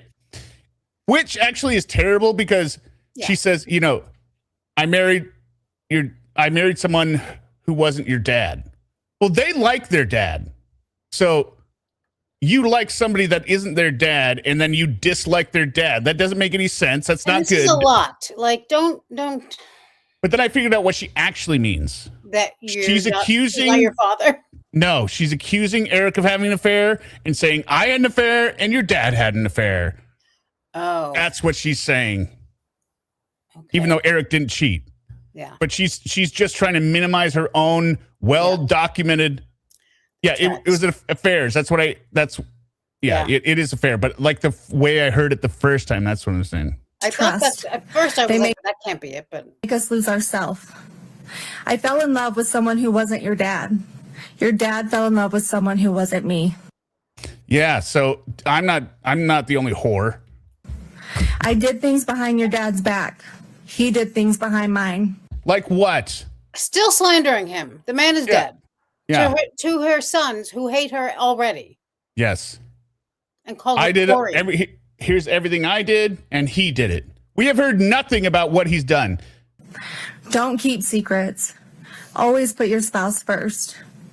Okay. How does that work with the affair, stealing the money, signing up for properties? Don't keep secrets. I mean, forging documents. Your dad and I didn't always do this. But don't be like us in that aspect. It's just a total smear job on their dad. This is like they can't do secrets. This is as close as she gets to. Remember, this is for her boys, so she's just trying to say, you know, you might hate me or whatever, but just realize your dad was just as bad. But even worse, it's not for them, which is mistakes that I know I regret. Yes. And I'm sure if he were here today, he would say that there are a few things he regrets as well. Yeah, probably like not leaving you. Marrying you, perhaps? And marrying you. Marriage is hard. Marriage takes work. Not sitting you down with a lawyer to explain, hey, if you kill me, you get nothing. Marriage takes love. Big love. Deep love. Marriage takes love, big love. And you may think about divorce, and you will have fights, but then you will make up, and you will forgive each other. Because when your love is enough, your love keeps you together. Oh my God. Your love is all you need to ignore the noise. And your love never fails. Now let's sing Kumbaya. Sometimes your dad would want to throw in the towel on our marriage. Or I would want to throw in the towel on our marriage. Oh. But we never did. We always found our way back to each other. I would pick up his towel, or he would pick up mine. We'd hand them back to each other and start again. What the? Because our love never failed. It's not a literal towel, Tori. We stopped keeping track of each other's wrongdoings, and we forgave, and we moved on, and we loved. And if I had to relive all of those hard days all over again, I would do it without question. Well, you could relive them. Your dad and I were a lot of things. A mess of sorts sometimes. Where's the evidence that Eric was a mess? It's embarrassing. Yeah. But we were this crazy, beautiful mess that made us a family. That's the most Sarah line that she has. Yeah. And he was gay, just to clarify. Crazy, beautiful mess. And a drug addict. Because our love was enough. Mm-hmm. Our hard days never outweighed our good days. Mm. Our weak moments never outweighed our most memorable happy days. We always laughed more than we cried. Yeah. Is this why you had an affair? And one of us murdered more than they didn't. Yeah. We failed at some things. But we never failed at loving you boys. Well, I would say based on their testimony, that was the one thing that you probably could have held your hat on like I was a good mother, but now we know you're a terrible mother. But everything else you literally failed at. You failed at your marriage. You killed your husband. You failed at business. You didn't have anything. Our love was enough to make our house a home. You killed all the pets. Our love was enough to stay together, to raise you boys. This is making you. This is. Our love was enough to forgive each other when others said that we shouldn't. Yes. Belle, she was having a affair. What are you talking really about, weird, ma'am? dude. No, I can't speed it up. It's a rendered video. To do things for each other others may disagree with. Our love was enough to protect each other, even though it may cost us everything. What does that mean? Love can make you lose yourself. Sometimes it makes you do things you know you shouldn't, but knowing it's not wrong at the same time. Because your spouse is your person, and your love is enough. Oh, I know an example of this. When he saved your ass because you stole the money and he got a loan out of the business, right? That's when that's probably something he shouldn't have done. Also, this isn't an allocution speech. This is No. ridiculous. One day, you will meet someone. I mean, I think she knows the sentence is going to be whatever it is, so she just wants to. This is her last These performance. people always care more about how they look and what, you know. And fall in love and understand Love, that just your love is enough. Enough to withstand everything else. The noise of the world, the obstacles, the trials of marriage, the heartache, bad choices, forgiveness. You will understand. Look at Eric's dad. He's like, Yeah. this. It's like, I cannot wait until this bitch stops talking and I never have to hear her again. And look at stupid Ronnie in the back tearing up, being like, Yes, Katrina, it's a nightmare you don't want to know about. Yeah, this is her EGOT acceptance speech. Exactly. This is her Lifetime Achievement Award. And your love is enough, and your love never fails. Don't worry about what others think about your relationship. Don't worry if they would do things differently. You just Bloodworth is like, what? love. What is she doing? Yeah. She's just looking back Bloodworth and is forth. And you love big, and you love. Is he looking at the clock and back at her and be like, they said 30 minutes. So how much we got? I picture him looking at the judge like, do you believe this shit? I He's hope like, the we're judge 10 minutes stopped with a in. bailiff, like, shh. Like, they're a third in. There's 2/3 more of Love this. deep, and you protect your love. Your dad and I didn't have it all together. It sounds like he, of anyone, had it all together. Together, we really did have it all. Because we had you three. Don't let anyone choose the direction of your life by their opinions and their judgments. Being able to hold yourself together in the worst of situations doesn't make you emotionless. Separating personal and business life and emotions doesn't make you unreasonable. Resentment can get the best of others. Don't let it get the best of you. Really? Yeah. People will always have a lot to say about lives they've never lived. Live your life the way you choose to live it. Just be safe and be healthy and be happy. That's all that matters. I think they've got a lot of good course to go on now, you know?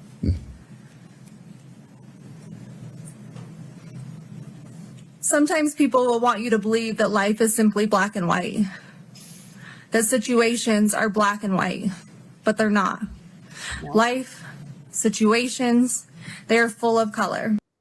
All right. This is one other part I didn't understand. Okay. She says, people think life is black and white, right? But they're not.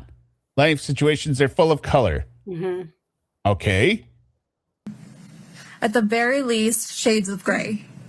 Okay. Always question the color. Huh? I don't know. Why would you question the color in that statement, man? I don't know. That would be like an advocate for black and white. I would question anyone that says there's color. The color, you don't have to question. That's clear, right? It's the shades No, of gray. question it. No, not in her. She's doing both. Yeah. She's so dumb. Yeah, he would be questioning the black and white. Exactly, Libby. But she goes, question the color. Even if you're only questioning the gray areas. What? Ronnie's like, my brother is like, I think this might be stupid. Ronnie's like, God, she's bombing. Keep an open mind. Question situations and stay curious. Ron cheat sheet. You will have some people in your life tell you how their love for you is unconditional. But once your most private life has been revealed, you quickly find out just how conditional their love actually was. Yeah, once you're accused of murder and the evidence comes out and people say you're a monster, they didn't really love you. Choose the people you hold close to your heart wisely. And always be the friend that walks into somebody's life when everyone else chooses to walk out. Always remember, the only people you owe your loyalty to are those people who never made you question theirs. Every day you wake up, you get a second chance at life. To do whatever you want. Be whoever you want. To succeed in all your dreams. Take the day and run with it. It's a blessing. Don't take it for granted. Sometimes you will have hard days when all you want to do is count all the ways things are going wrong. Sometimes? Or have gone wrong in your life. In that moment. I wasn't even listening. What'd she say? Sometimes you'll have hard days. Yeah, okay. Stop. Because you had Take a bad minute. day. Take a step back. Your hardest Take a days breath. are behind them. And hopefully. switch your thinking to count all the ways that it has gone right. All the good that has come to you, boys. All the grace, the blessings, and the love. Here we go. Remember that anyone can give up on something. That's the easy All right. way out. That's it. True strength Sorry. comes when everyone is expecting you to fall apart, but you hold it together. Walk stage left. Persevering through the hardest of times. Always persevere. Always prove them wrong. No, this is just somebody reading a calendar of daily affirmations. Because you boys don't give up, and you boys will never quit. There's always going to be someone out there ready to tear you down, misrepresent you, lie about you, tell half-truths, and judge you. They will judge you. Advice. With me, it was everyone who knew who I was. With Eric, it was me. Yeah. You on decisions you do or don't make, what you did or didn't do, what you did or didn't say. They will take out of context and twist your words. They will judge you on your emotions or the way you grieve. You may show too much emotion. You may not show enough. They will tell you you're not grieving correctly. You're too angry. You're too sad. You're holding it together too well or not well enough. Or maybe I don't think anyone's accused you of acting right. Like, by how you're not... No one... Acting badly. Well, you're acting badly, but you're not acting the same badly. You're just... you're too ambitious. Bad. Every moment you pick the wrong look. Yeah. They will judge you on your demeanor. If you cry, if you don't cry, if you don't do anything at all. Okay, And we all get of it. this will get This is all about misinterpreted into you something now. that it's We get not, it. formed by the opinions of who's ever creating it. And then silence is also too often misinterpreted and misjudged. See. But when people behave that way, it has much more to do with them personally than it does you. You know what's not misinterpreted? Everyone's and entitled to their misjudged? opinion. Evidence. What? You know what's not misinterpreted and misjudged? Evidence. That's what. Right. It doesn't make it true. Remember who you are and what you stand for. The truth. And ignore the noise. Ignore their noise. Ignore their egos, their entitlement, and their biased judgment. Those who abuse the power and the positions they hold will have a higher power to report to one day. And that higher power holds the final truth, their final truth. Don't ever let someone tell you how to show emotion, how you're supposed to react to any given situation. We get it. Don't care what others think about you, what others say about you. Just let them talk. Just be you, be yourself. I think you should care what other people think about you. I think so too, to a degree. Yeah, to a degree. Like, Yeah. or else you should just be end up like a aware of what monster people like are Kouri. thinking. Otherwise, you're just going to sit around in court when you're getting sentenced for first-degree murder and look like a crazy person. Yeah. Be authentic, be genuine. Because those who truly know you, who truly love you, is all you need. All right. Thanks, Kouri. Well Forgive said. those who turn their back on you, but never forget. Don't hold hate in your heart toward others. It only brings you down more than it does them. Apologize when you're wrong, Kouri, that meant stop talking. even if that apology is long overdue. You can't change what you can't change. And you Yet, even the apology is long overdue. You have not apologized once to your sons in this. You haven't said sorry for anything. Nope. I don't think I've heard sorry or an apology, right? It was just saying, hey, you were taken away from me, and I couldn't contact proud you. of, but I mean, she's not going to apologize for them because can't change the past. Because, I mean, Kouri, let's say you didn't murder him, which you did. At the very minimum, your other actions made it very believable that you did your affair, your business, all the money you had stolen and you needed to replace. But you made the decisions that created the very clear motive of the murder you say you didn't commit. Right, Kouri? this wouldn't even be good if it were at one of their sons' weddings or something. Like if it was in an appropriate situation, this isn't even good. But you can take accountability when you mess up.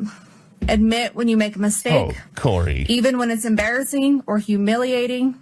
Wow. Even when it can ruin relationships, careers, or your integrity. Oh, be honest with yourself and those you need to.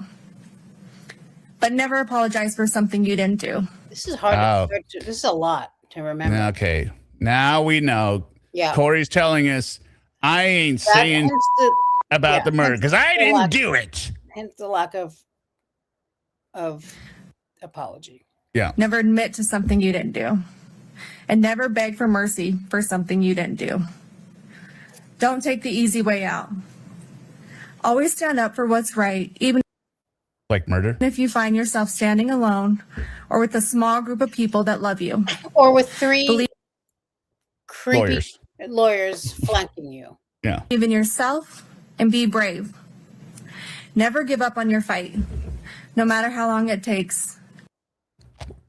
And just in case the judge didn't read that text message about how you're never going to give up, go ahead and tell the judge that you're never going to stop doing what you're doing. Months, even years.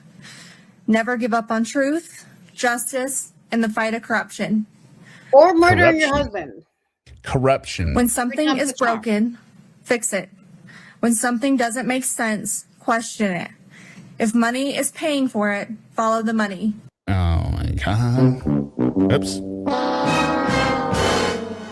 She also, she seems to have this, it's almost like she went to a lot of, I don't think she did, but a lot of seminars about like self-help, like, chase the light and do this. And there's this like motivational vibe to her, the things she says that are just so cringy and stupid.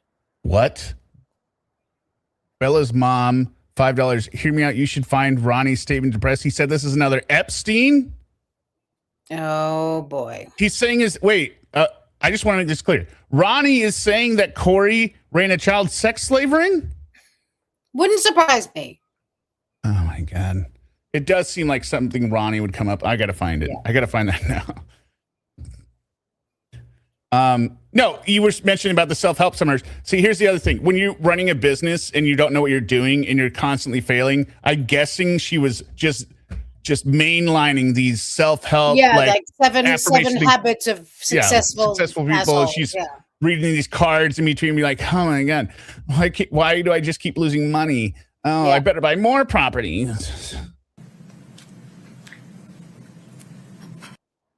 Yeah, and follow the money. You cannot buy. What are you talking about? What? Well, she's saying not so cleverly that the Richins financed and funded this prosecution because they wanted to keep Eric's money after he accidentally died, and because they hate her. Your brothers are your best friends.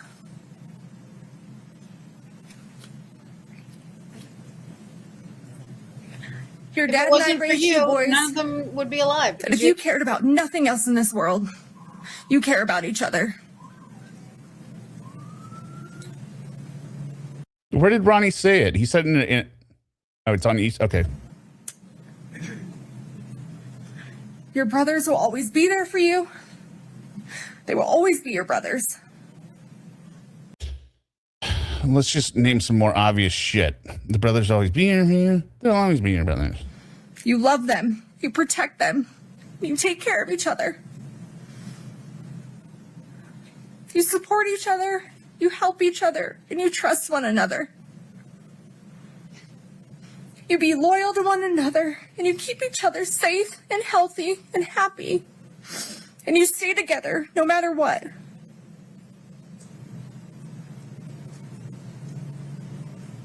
Is it in there live? The Ronnie portion? Because I don't see a video for it. You have each other's backs. Be patient with one another.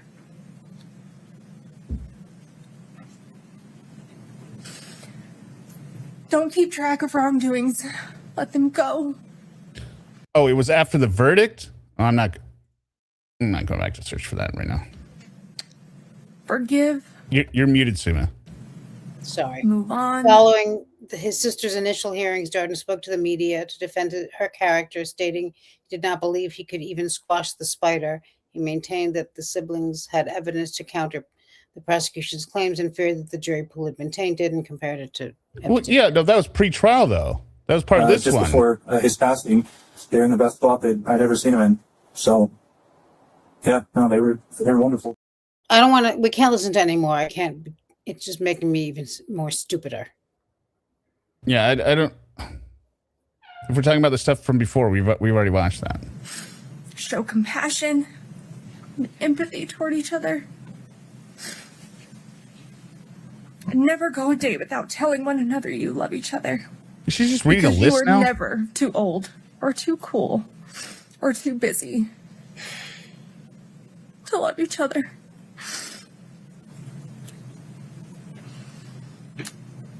Don't ever settle for just good.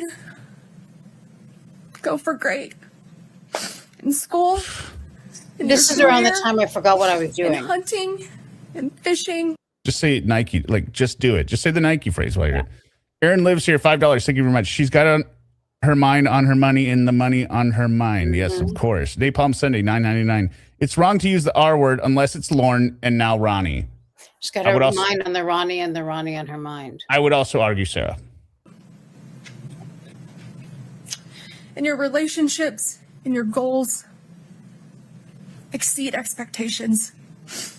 Does she think they're going to sit down and watch this shit in like 20 years or something? At 20 years, it's already too late. We should refer to that thing that Mom sent us so we know what to do in this situation. Should we question the gray? They would have to watch this in the near future to learn from any of these lessons, but they're so pissed at you and you don't say anything nice to like explain what you did. Yeah, go for the goal, reach for the stars, aim high. Be Don't like your starve dad. animals, or do maybe, I don't know. Be generous. Be charitable. One Stay humble. Give when you have too much. God. Give more than you take. And why didn't you tell them all this before you murdered their dad? Also, really give more than you take? That's well, if these are life lessons, how come you weren't saying all this stuff, raising them before? Shouldn't they already know all this? Take. Help when others are in need. Don't cook the lasagna. Serve your community.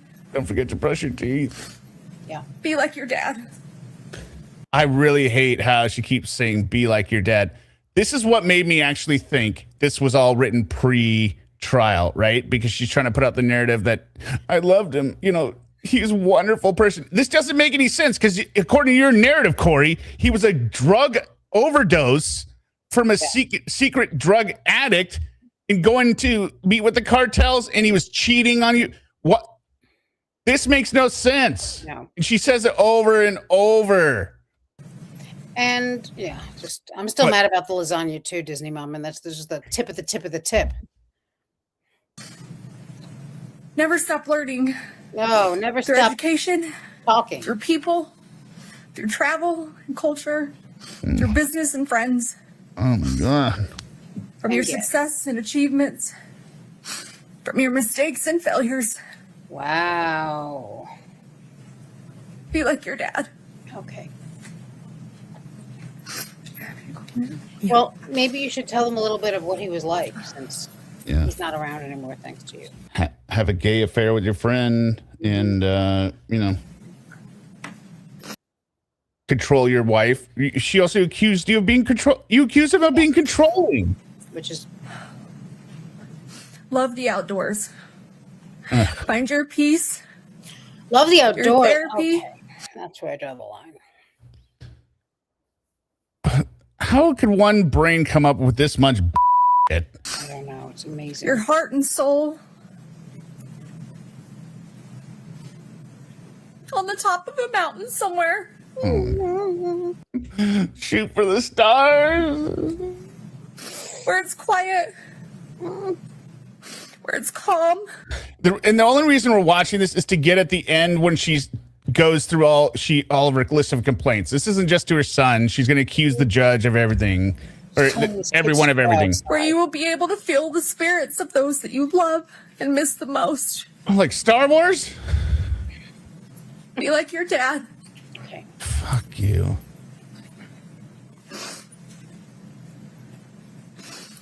Laugh.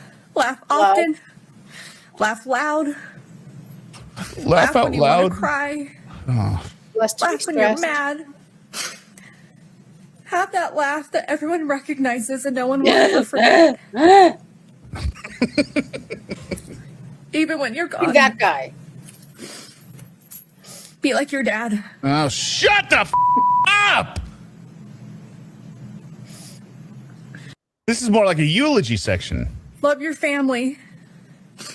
Through the good, the bad, the disagreements, the back and forth arguments. Choose forgiveness. Choose love. Choose happiness. Be a loyal brother. Coexist. Be a noble son. Be like your dad. Oh, shut up! She's a terrible writer. Great. I just spilled a little bit on my Go XLR. Hopefully that's fine. But, Kouri. If you get the opportunity, you should kill yourself. Yeah. Yeah, you really should, Kouri. Kill yourself, Kouri. Have the hobbies that bring you excitement and joy. That give you a break from life. But build your life full of people and family who you love and that love you. Funky music, white boy. Build a family that makes you happy to come home to every day. Just for your art. And, just to point out, Kouri, these are the rules you live by, right? If the rules you live by brought you to this point, probably your son shouldn't follow them. That's what I'm saying. Like, I wouldn't be taking advice from. With a career that makes you hold your head high. Auntie Tricia, when you see a chance, take it. I'm sure that's in here. But I just realized now they have to turn the pages for her because she's shackled, right? Like Right. Well, somebody said Sarah was able to do it. Remember, Sarah would be like. Sarah has those little T-Rex arms that she doesn't mind showing the world. Nothing was Be the keeping friend Sarah everyone off. wants to be friends with. The dad that everyone wishes they had. Don't say it. Be like your dad. Oh, you, Kouri! Jesus!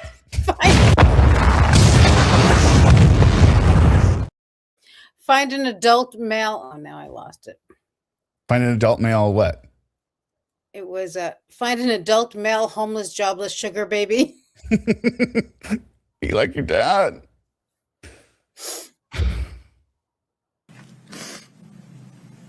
And send me some tooth whitening strips while you're at it. You're welcome, Matt Marshall.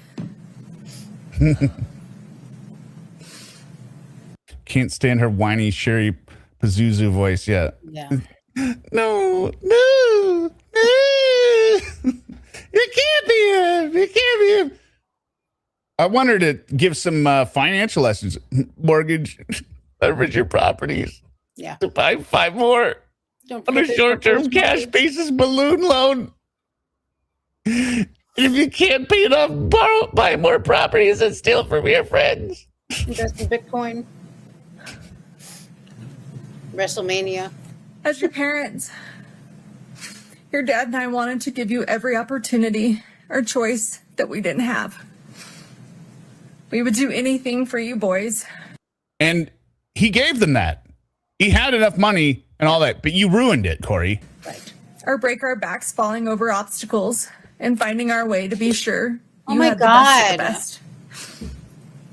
Even if we didn't always do it well or have the right answers or the words, we would give you everything that we I mean, he literally did. He set up a trust that you were trying to actively destroy and drain. had. He gave them college funds that you took the money to pay for your bullshit properties.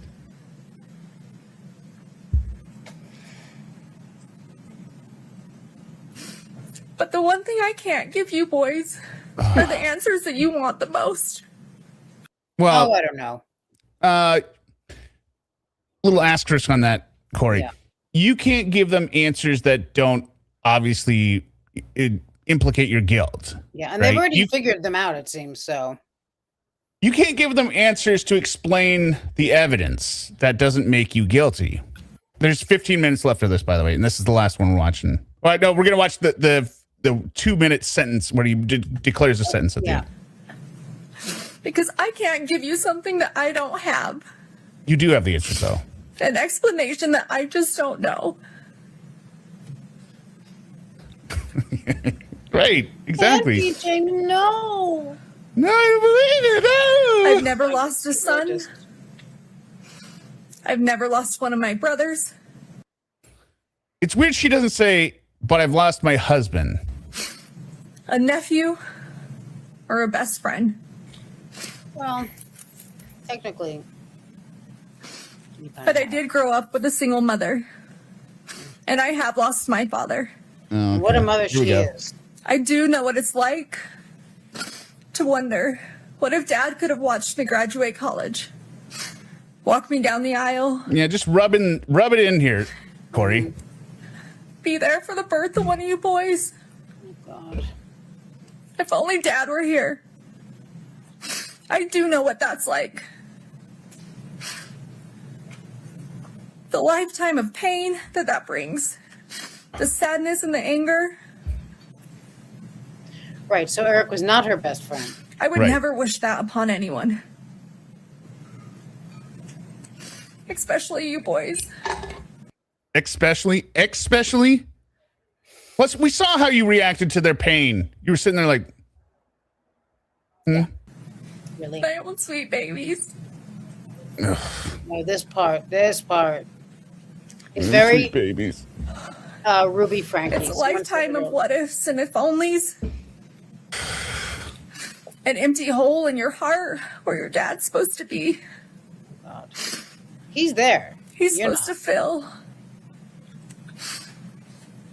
He's supposed to walk through life with you, with us, with our family. I do know what that's like. But your mom didn't kill your dad. So murder, an attempted murder. 4 years later. And it's still hard for me to say those words out loud. See, this is what this is a pre-written draft, right? You could change that. You could be like murder, attempted murder, 2 years. This could be before the trial, right? Sending this to your kids. Like this is a timeless in terms of retrospect until the end part. Yeah. They get caught in my throat. I turn my Roasted. Wait a minute. Didn't your book say your dad is always with you? stomach. And I try to avoid them as much as possible. Wait, avoid what? As Murder. much? Oh, Avoid the terms murdering. murder and attempted My murder. Okay. stomach. And I try to avoid them as much as possible. Oh, who wouldn't? Because it makes me physically sick to think about. Oh, just like You know, Sarah. But still to this day, I can't believe this is real Say. sometimes. that this You're is not the our only life, one. that this is my life. See, this sounds like this sounds like somebody writing from a jail cell, waiting a trial. I can't believe this is our life, right? That's got that very distinct tone. There was no stopping her. She was going to deliver this no matter what. Yeah. Convicted of taking one of the people out of my life that filled it the most. One of the people in my life that filled in the most. Yeah, My I am trying to husband. make it worse. The father of my children. Still in shock and still in disbelief. Why not soulmate? If you really want to sell this, why do you not say the love of your life? Why do you not say any of those words? Accused and now convicted of such a heinous crime. Well, what they say. Potentially costing me to never see you boys again. Who just lost both of their parents. Yeah. And there's no textbook answer on how or what we're supposed to do. Well, it seems like everyone else figured it out. Yeah, They're going to live with their aunt and uncle. They hate you. They want nothing to do with you. And everyone wants you locked away forever. That's the answer. How I'm supposed to One react soul. or move. Huh? Sarah and George had one soul. His. Yeah, one soul split into two bodies. Mm-hmm. One soul split into two bodies. To the world. To the Torres family, my shame. I think that's the favorite part of that video. Yeah, that, me too. That her breathing She's the comes most out evil villain ever created. with the tone, with the frequency drop. It sounds like a demon exhaling. Mm-hmm. And the flames of hell. Shame. Move forward. And I'm so sorry you boys are being pulled through the middle of this absolute chaos. Between two families fighting that both love you so very much. Well, one family's full of assholes because their kid killed their spouse or they're morons, can't see the evidence, and the other one is trying to raise the kids of your victim, and you are suing them. So it's not two families really fighting. Trust and assets. Our home. 10 minutes left. None of it matters.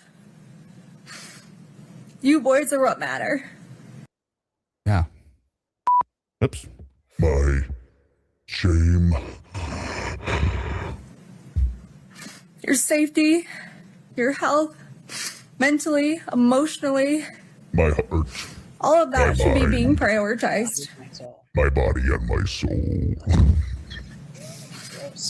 I will and have always prioritized your safety. I am your mother, and that is my job. Yeah, exactly. And for Drop the anyone to civil scare you lawsuits. otherwise, it's just cruel and heartless. My neck, my back. I'm sorry that 8 people from a jury. Oh, she's gonna here. So She's gonna this is the apologize first- on behalf this of is the the jury. first. Yeah, this is the first. I'm sorry, but it's on behalf of others. Mm-hmm. What a dick. It's just cruel and heartless. They're the ones.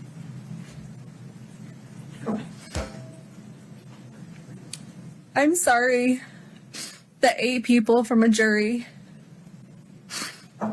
who have never met you or me or Why would that matter? I'm your mother. Give me all your money. Why would it matter if they met the kids or Kouri? They looked at the evidence. They saw enough. In fact, it's objectively more fair when they don't know who you are. family Yeah, right. had the right to determine our future. No, you did it. And they did that in less than 3 hours. Yeah. Sucks for you, huh, Kouri?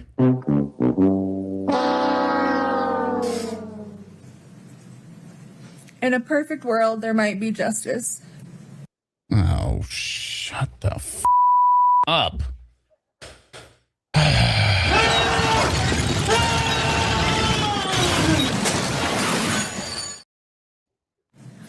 But in a perfect world, nothing ever goes wrong.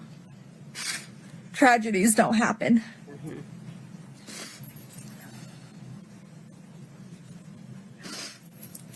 Well, crimes also don't happen, so that I mean, Some think a verdict or this sentencing will be the answer that they seek or that they need, but it won't.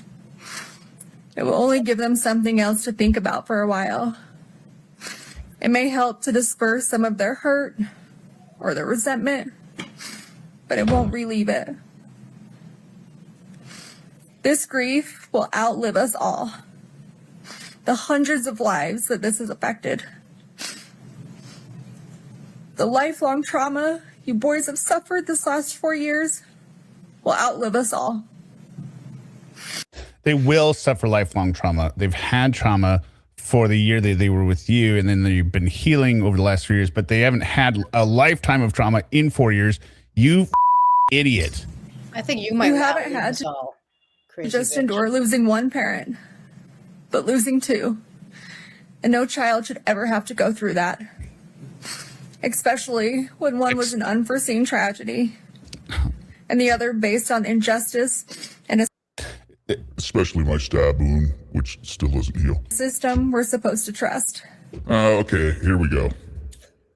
This is her little... Will outlive us all. You haven't had to just endure losing one parent, but losing two. And no child should ever have to go through that. Oh. Especially when one was an unforeseen tragedy and the other based on injustice and a system we're supposed to trust. I think everyone trusts it. 2 master's degrees, especially.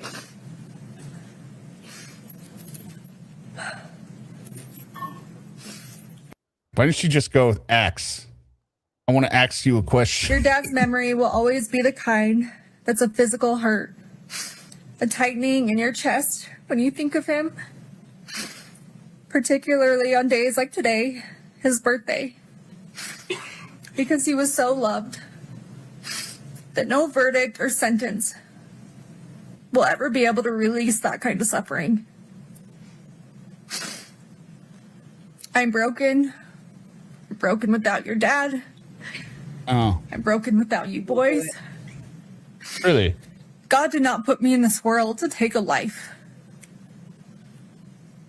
God put me in this world to give life. Your lives. And I don't know who or what I'm supposed to be if it's not a mother. Inmate.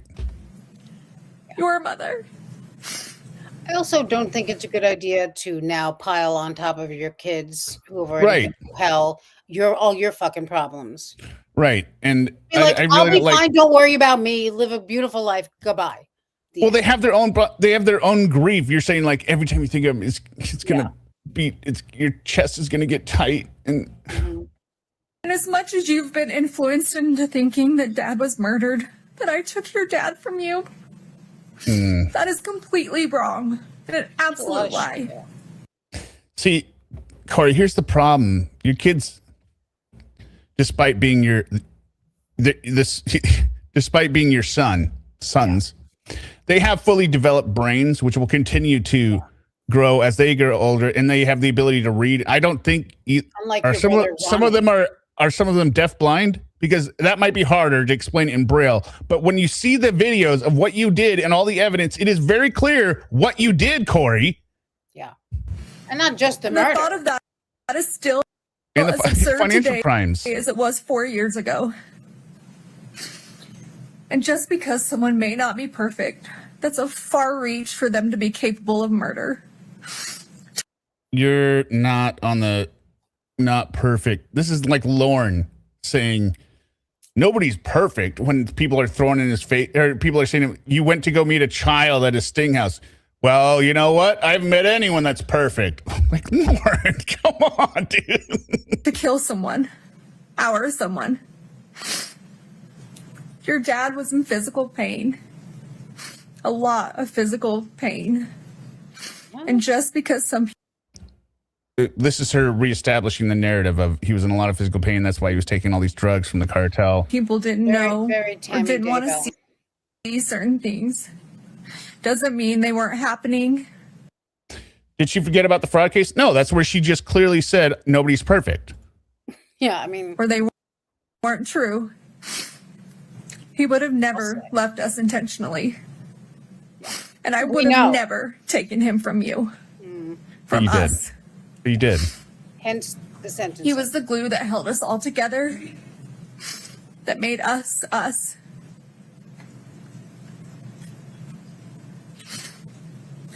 Oh, insinuating he's suicidal? Well, that was never... Okay.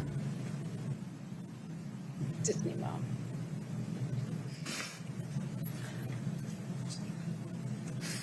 Every little boy needs their father. No, shut the up! Because he's supposed to teach you the things that I could never explain. Be like your dad. He's supposed to teach you and do things with you that only a dad can do. That's what I want to know, Nomi. Where's the gong? And let me try the Only he could give music you again. those life lessons between a father and a son. All right. Thank you, Kouri.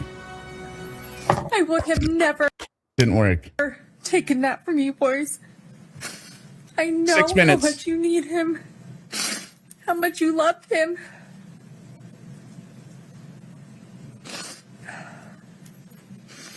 How much you aspire to be just like him. I mean, she had so much to say, yet not one word during trial. Yeah, it is weird.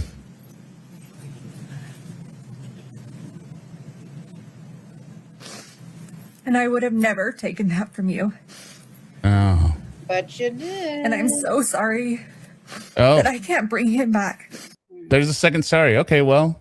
For you, for me, for our family. Why would you want him back But not for his you? family. You were having an affair. I think she is trying to make it worse.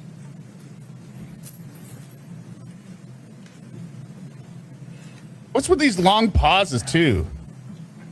You've got it written out in pausing. The pauses here don't give it any more weight.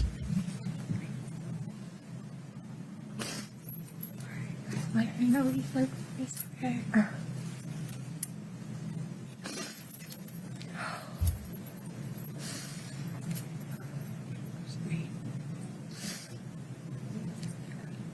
I can beat myself up all day about how I could have been a better person. I doubt you do, though. Right? I highly doubt she ever blames herself for anything. Maybe aspects of the crime. Shit, why didn't I do that? Everyone else blames her. Or made better personal choices. And I can understand and accept you boys being upset about those things. The affairs, stealing the money, the financial collapse, killing their dad. You can understand that? Okay, cool. All the pets. All the animals you killed? But Just murder? let die. No, absolutely not. But you killed all the animals, so killing their dad isn't that far out of bounds now for them. I mean, it's I will anything not goes accept- in that house of horrors you were running. Accept that. And I will not be blamed for something I did not Yeah, dramatic pause. Daryl Books. Sorry for the long pause. That's what he's sorry for. A little emotional. do. I will appeal and fight these charges, no matter how appeal. long it takes. Not because I have anything to prove to this court. Well, Oh, I don't know about that. I mean, I think that's like literally what you have to do. kind of the point, right? To the state, to the Richins family, or to the world. Okay. I think that's literally what you have to do. You have to prove. What? But I do have something to prove to you three. I So appealing and saying you didn't do it, that's going to prove it? do care what you boys think. And I need you boys to know the truth. And because of that, I will never quit or give up on this fight for justice. Why didn't you just go straight to that instead of all this rigmarole? Right. And why didn't you take the stand? The truth and coming home to you. So please, I know that right now you may not believe me, that you believe I took Dad from you, and that's okay. Is it? I still and will always love you. And I'm asking that you please just don't give up on me. She's a very understanding mom. I'm coming home. Not today, not this year. And not in a box. Not forever. We're going to make this right. Our justice system will get this right, although this courtroom can't seem to. Oh, shut up. Wow. Wow. Wow. You're saying this to the judge who's about to sentence you, ma'am.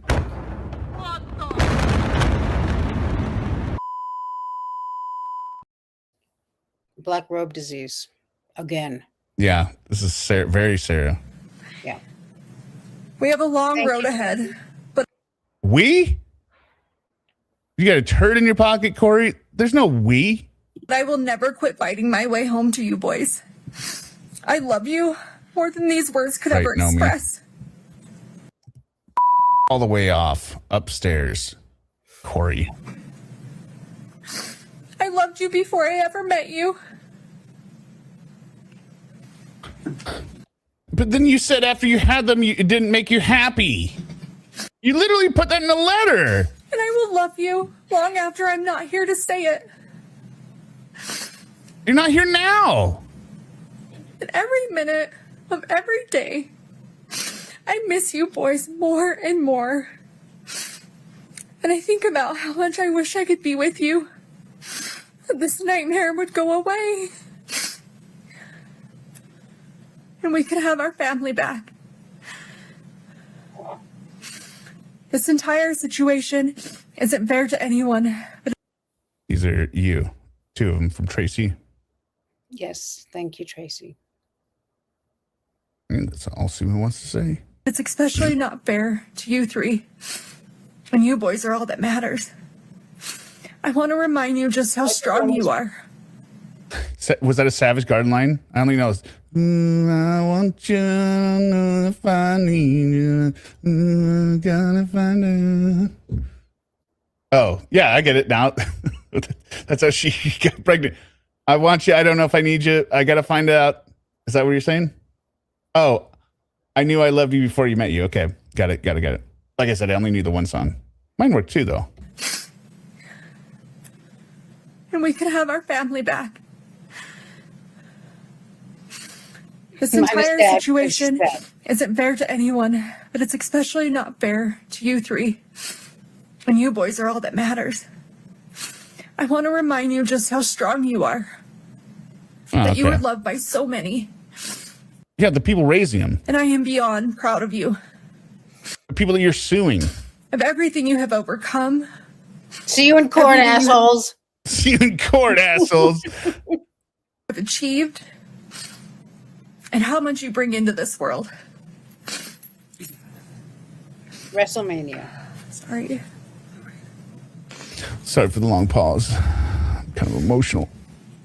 Get her another You tissue. boys have been through so much. And I wish I could take away all your sadness and all your pain. Wait, are you threatening to kill them too? Tell you how much Dad and I love you. And that everything's going to be okay. Sounds like they knew how much their dad loved them. Her jail calls are going to be like, I can't believe this. This is so ridiculous. Well, are we going to get the jail calls? I don't know. No. We'll see. I wish I could count the freckles in your little cheeks. Oh my God. Yeah. I mean, that's weird. I wish I could see the freckles on your little cheeks again, right? Anything, yeah. I mean, Why would you count? Did you cut those hairs down there now? Why would you need to count them? Either you could count them before. They're not getting more. Count them before and remember them. But it's Detective Wellfett, I haven't followed the case. She's suing. Oh yeah, she's suing everyone. Or she's suing Eric's sisters who manage the trust. She wants all the trust money. And who have the children Yeah. Before bed. that she's This is like Sarah suing for alimony. Mm-hmm. And wanting Brian in jail. Yeah. And help you with all your homework. I wish I could help you through your toughest nights. What about the night their dad died and you yelled at them and locked them out of the room? That can help because I think it's. Don't bring that. And hear your laugh through your happiest Yeah, it's her children's. She's suing her old in-laws for her children's money. days. But for now, that's just not the way it is. Just not the way it is for some reason. We have to be strong. Well, Detective Wolbovit, to be fair to Kouri, she killed her husband for the money. So, of course, Yeah. she would sue for the money. Yeah. She killed him for She'll the never money give because up. she needed it. We have to remember that our strength grows in these moments. They're not even talking to you, We don't lady. think we can go on. But we keep going on anyway, because we have to push through these hard days. Because in the end, at the end of this war, Exactly, A to B. If she helped them with their homework more, she wouldn't be saying especially. And she probably wouldn't have gotten herself into the business that she Yeah. burned millions of dollars on. it will be so worth it. I just don't like the end of this war. It's not a war. You went through criminal courts. You went through the justice system. It's not a war. Picking up I the need sword you- of injustice. Boys to always Yes. Pick up the sword Ringing of the justice. bells of malevolence. I do wish she had said something like, And now, as we move on to my civil case, the entire internet is ready to pick apart and plunder after my criminal case. Yeah. Everyone has blood on their keyboards. through these hard days. Because this will come to an end. I just need you to hang in there. Listen to your little hearts. little. Listen to your little bellies for the truth. It's not wrong, I guess. Just when I heard it the first time, I just heard it the second time. He's 13. He doesn't have a little belly. Yeah, they're not little like that. They're not that little was my thought kids. too. I was like, I know what she's trying to do, but it's not good. Yeah, that's the thing. She's just trying to not be- remembered. She's suffering from Sarah Boone disease. Am I covering the restitution hearing? When? When's the restitution hearing? I thought they said she has to pay 1.6 million. Oh, and then they argued with it, right? So I don't know. When is it? Somebody tell me when it. If somebody tells me what it is, I'll maybe cover it. I don't know if we know yet. Before you were told who to be and what to believe, She's like forever. remember who you are. Remember This is who we are. forever. Remember our Maybe a family. moment in time. I will continue to call you every day. This is the. Even if You're blocked, ma'am. my calls are blocked. So you're going to harass them. This is how you get dunked on with life without parole, being like, I will not stop. Just so you know that I'm here. I've And always also, been. this courtroom is obviously not the place for justice. Well, Kouri, how would they know you're here? If the calls are blocked, they don't know the calls are coming in. So how would that, Kouri, that doesn't make any sense. Here. And I will always be here. Yeah, we know. We know where to My find you. cards, my letters, they will never stop. That's not good. I will never stop. That's also not good. I love you forever.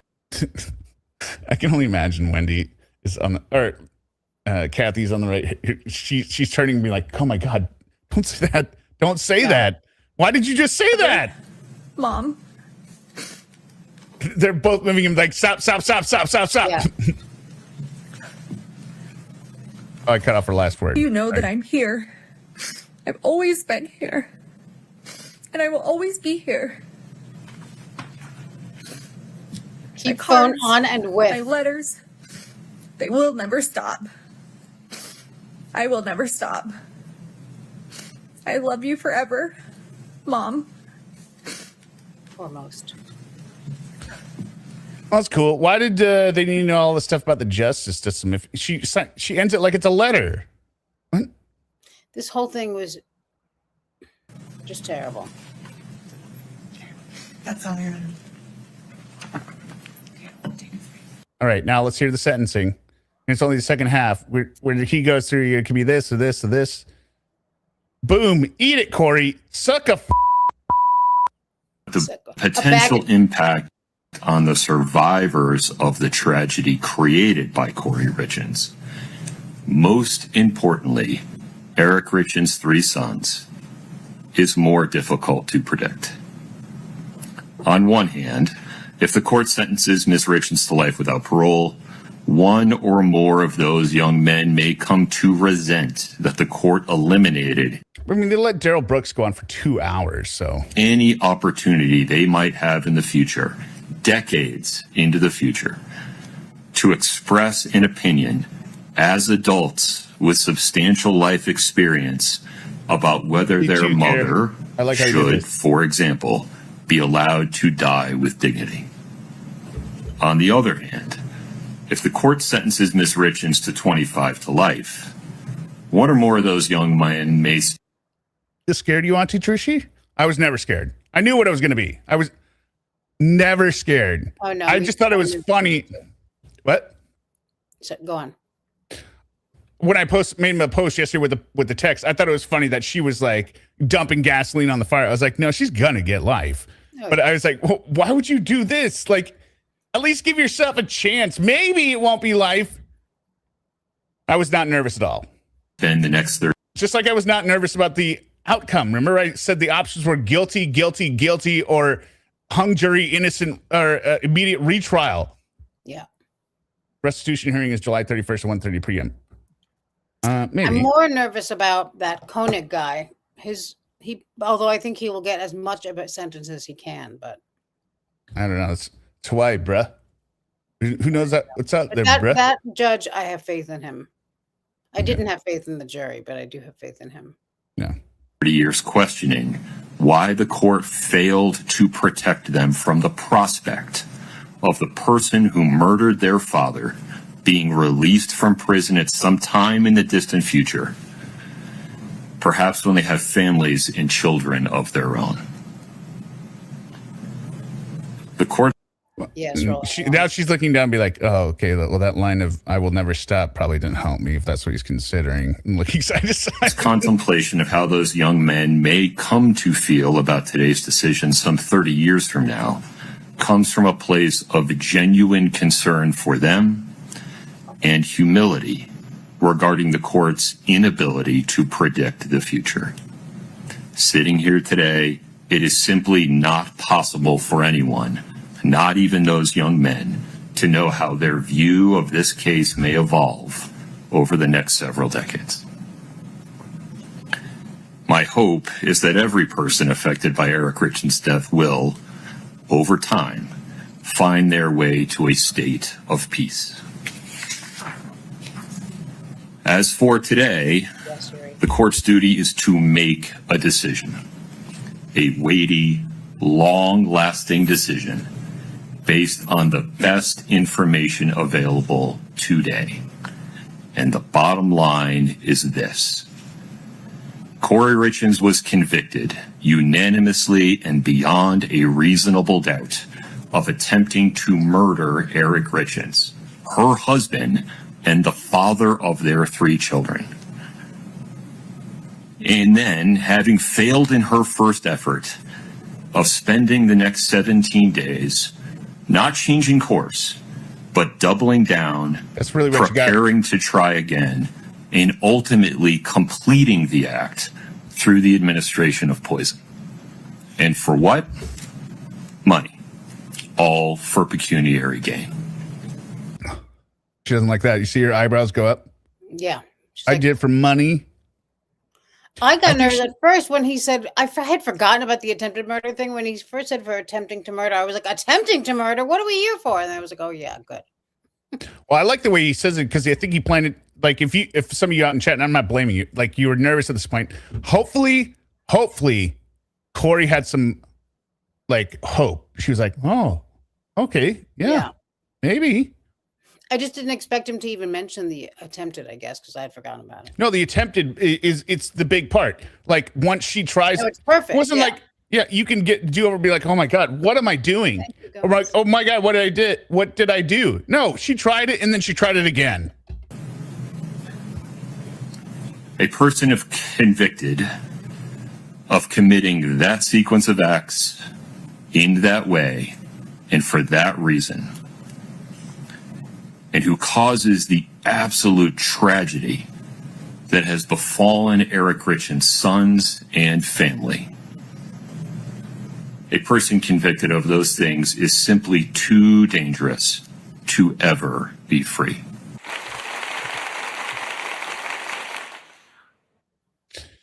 Yeah, Kouri, suck it. Look at the relief on Katie and Clint's faces. They're both eyes closed. Like, thank God. Like, it's over. Accordingly, Ms. Richins, based on your conviction on count. Remember, Clint and Katie didn't plan on adopting 3 kids, right? Yeah, like, that's the other thing. I don't know what I would have to do if I was suddenly tasked with having to adopt both my brother's boys. I'd be like, I'd be like, what? I was like, what are they going to sleep? What do I got to move? What am I going to do? How much food you're going to have to buy now? Oh no, I got one in college and a senior. What I've got some grade schoolers. Like, come on, what am I going to do? 1, first degree. Of course, you figure it out, right? But it's just like, but people don't even think about that. I mean, think about that. That's quite the imposition. Yeah, I mean, you know, especially with all of the issues that come along with it in this case, because it's felony aggravated murder. The court hereby sentences you to life without parole. Like, she's looking up, being like, yeah, of course. Yeah. Kathy's like, yeah. This guy over here in the blue shirt is looking at her like for any reaction, not knowing that Kouri's a demon. She's not gonna. Wendy's still working on whatever the hell she's been working on the entire time, some Sudoku puzzle or crossword. He's throwing that duck in the back of it. You have the right to an appeal. You must file a notice of appeal within 30 days.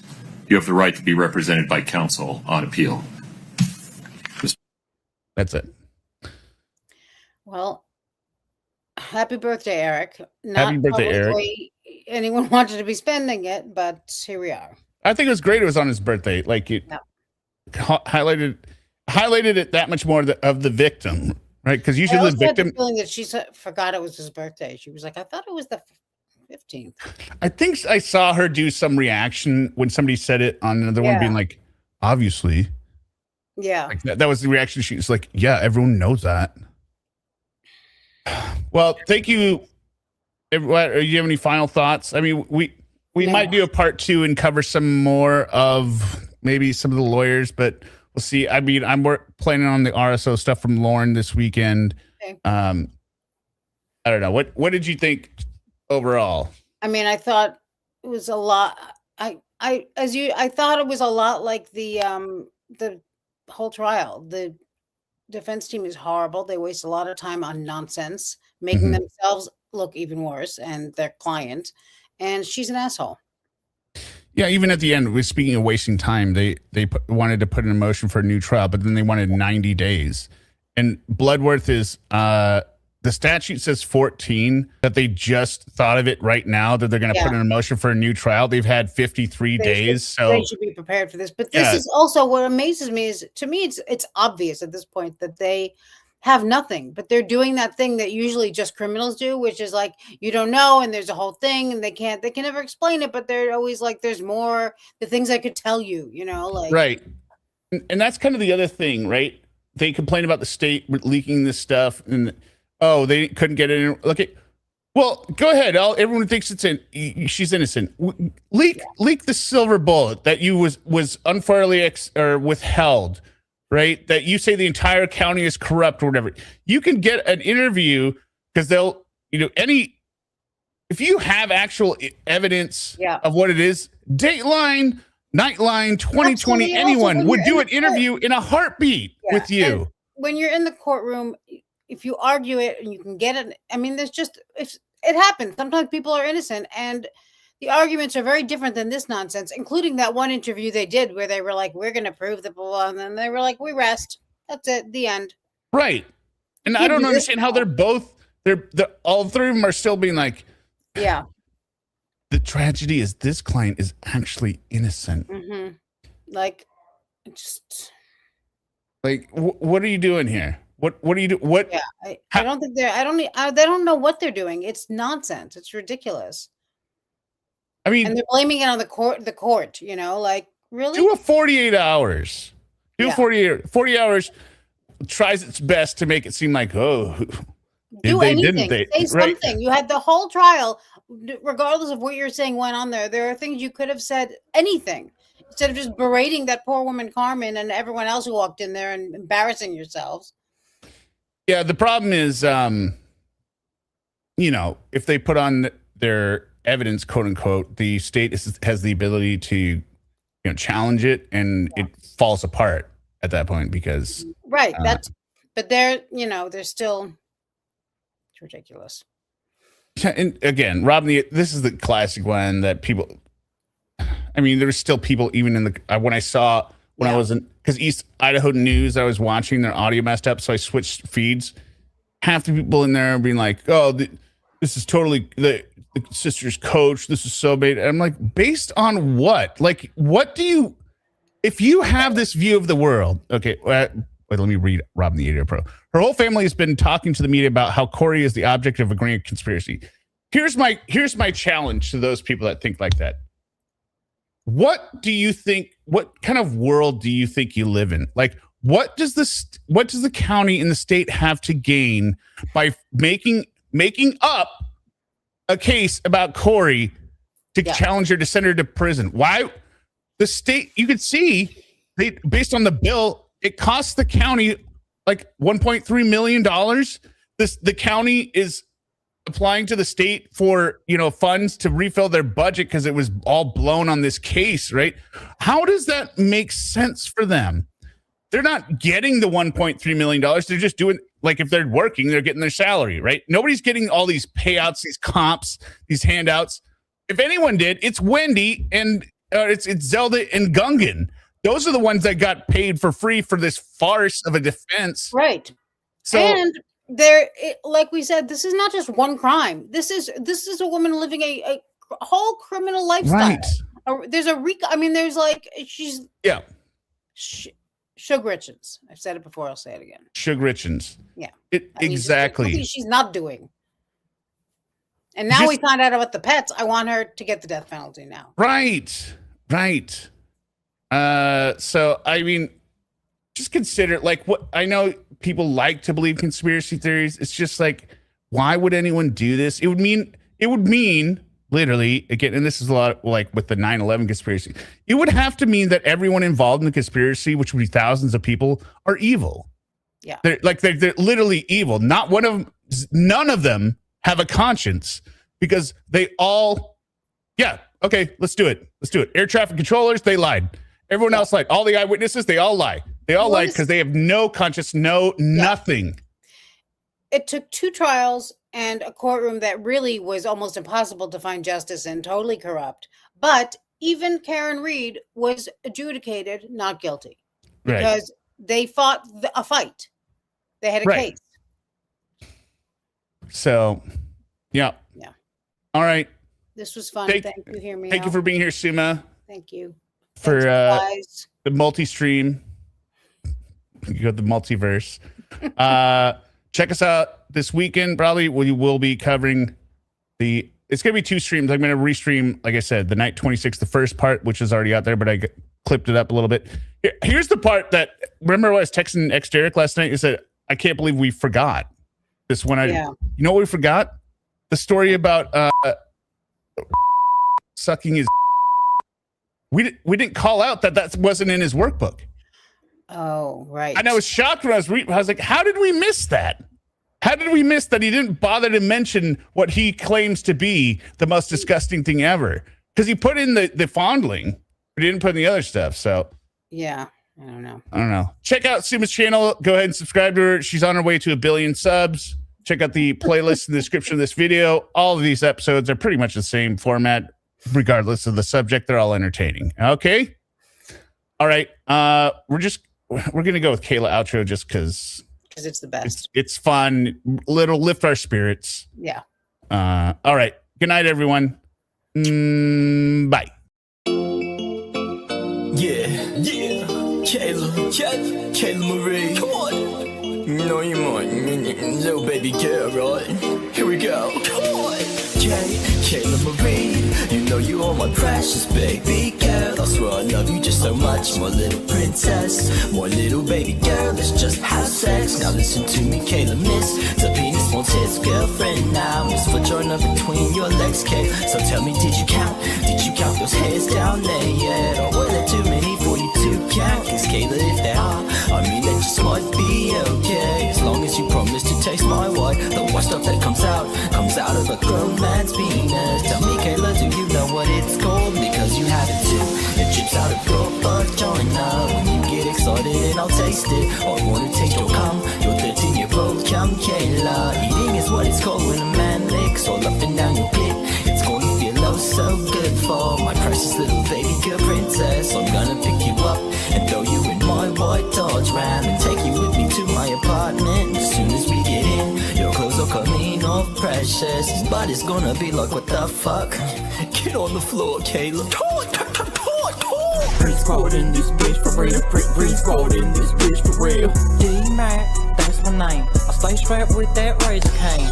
Gonna shave my Laura, babe. I thought we agreed Kayla was her name. Shut up, Lauren. This verse is mine. I know it's yours, but you're out of your mind. Cause I loved it first, the baby girl is mine. Don't do this again. Just chill. Here, pop one of my Medicare pills. Free squad in this bitch for real. Free squad in this bitch for real. Born, aka son of Cord. Crucified, will and green, tell me thanks the Lord. Paid the price for your sins, really miss my dog. His name was Bud and I miss him a lot. Bitch, you know I'm with the shits. Sitting here jacking at the Kayla's pics. She just so cute, you know what? I might have to go up in her butt. You, not Kay, let's get in shade. Free squad in this bitch for real. Free squad in this bitch for real.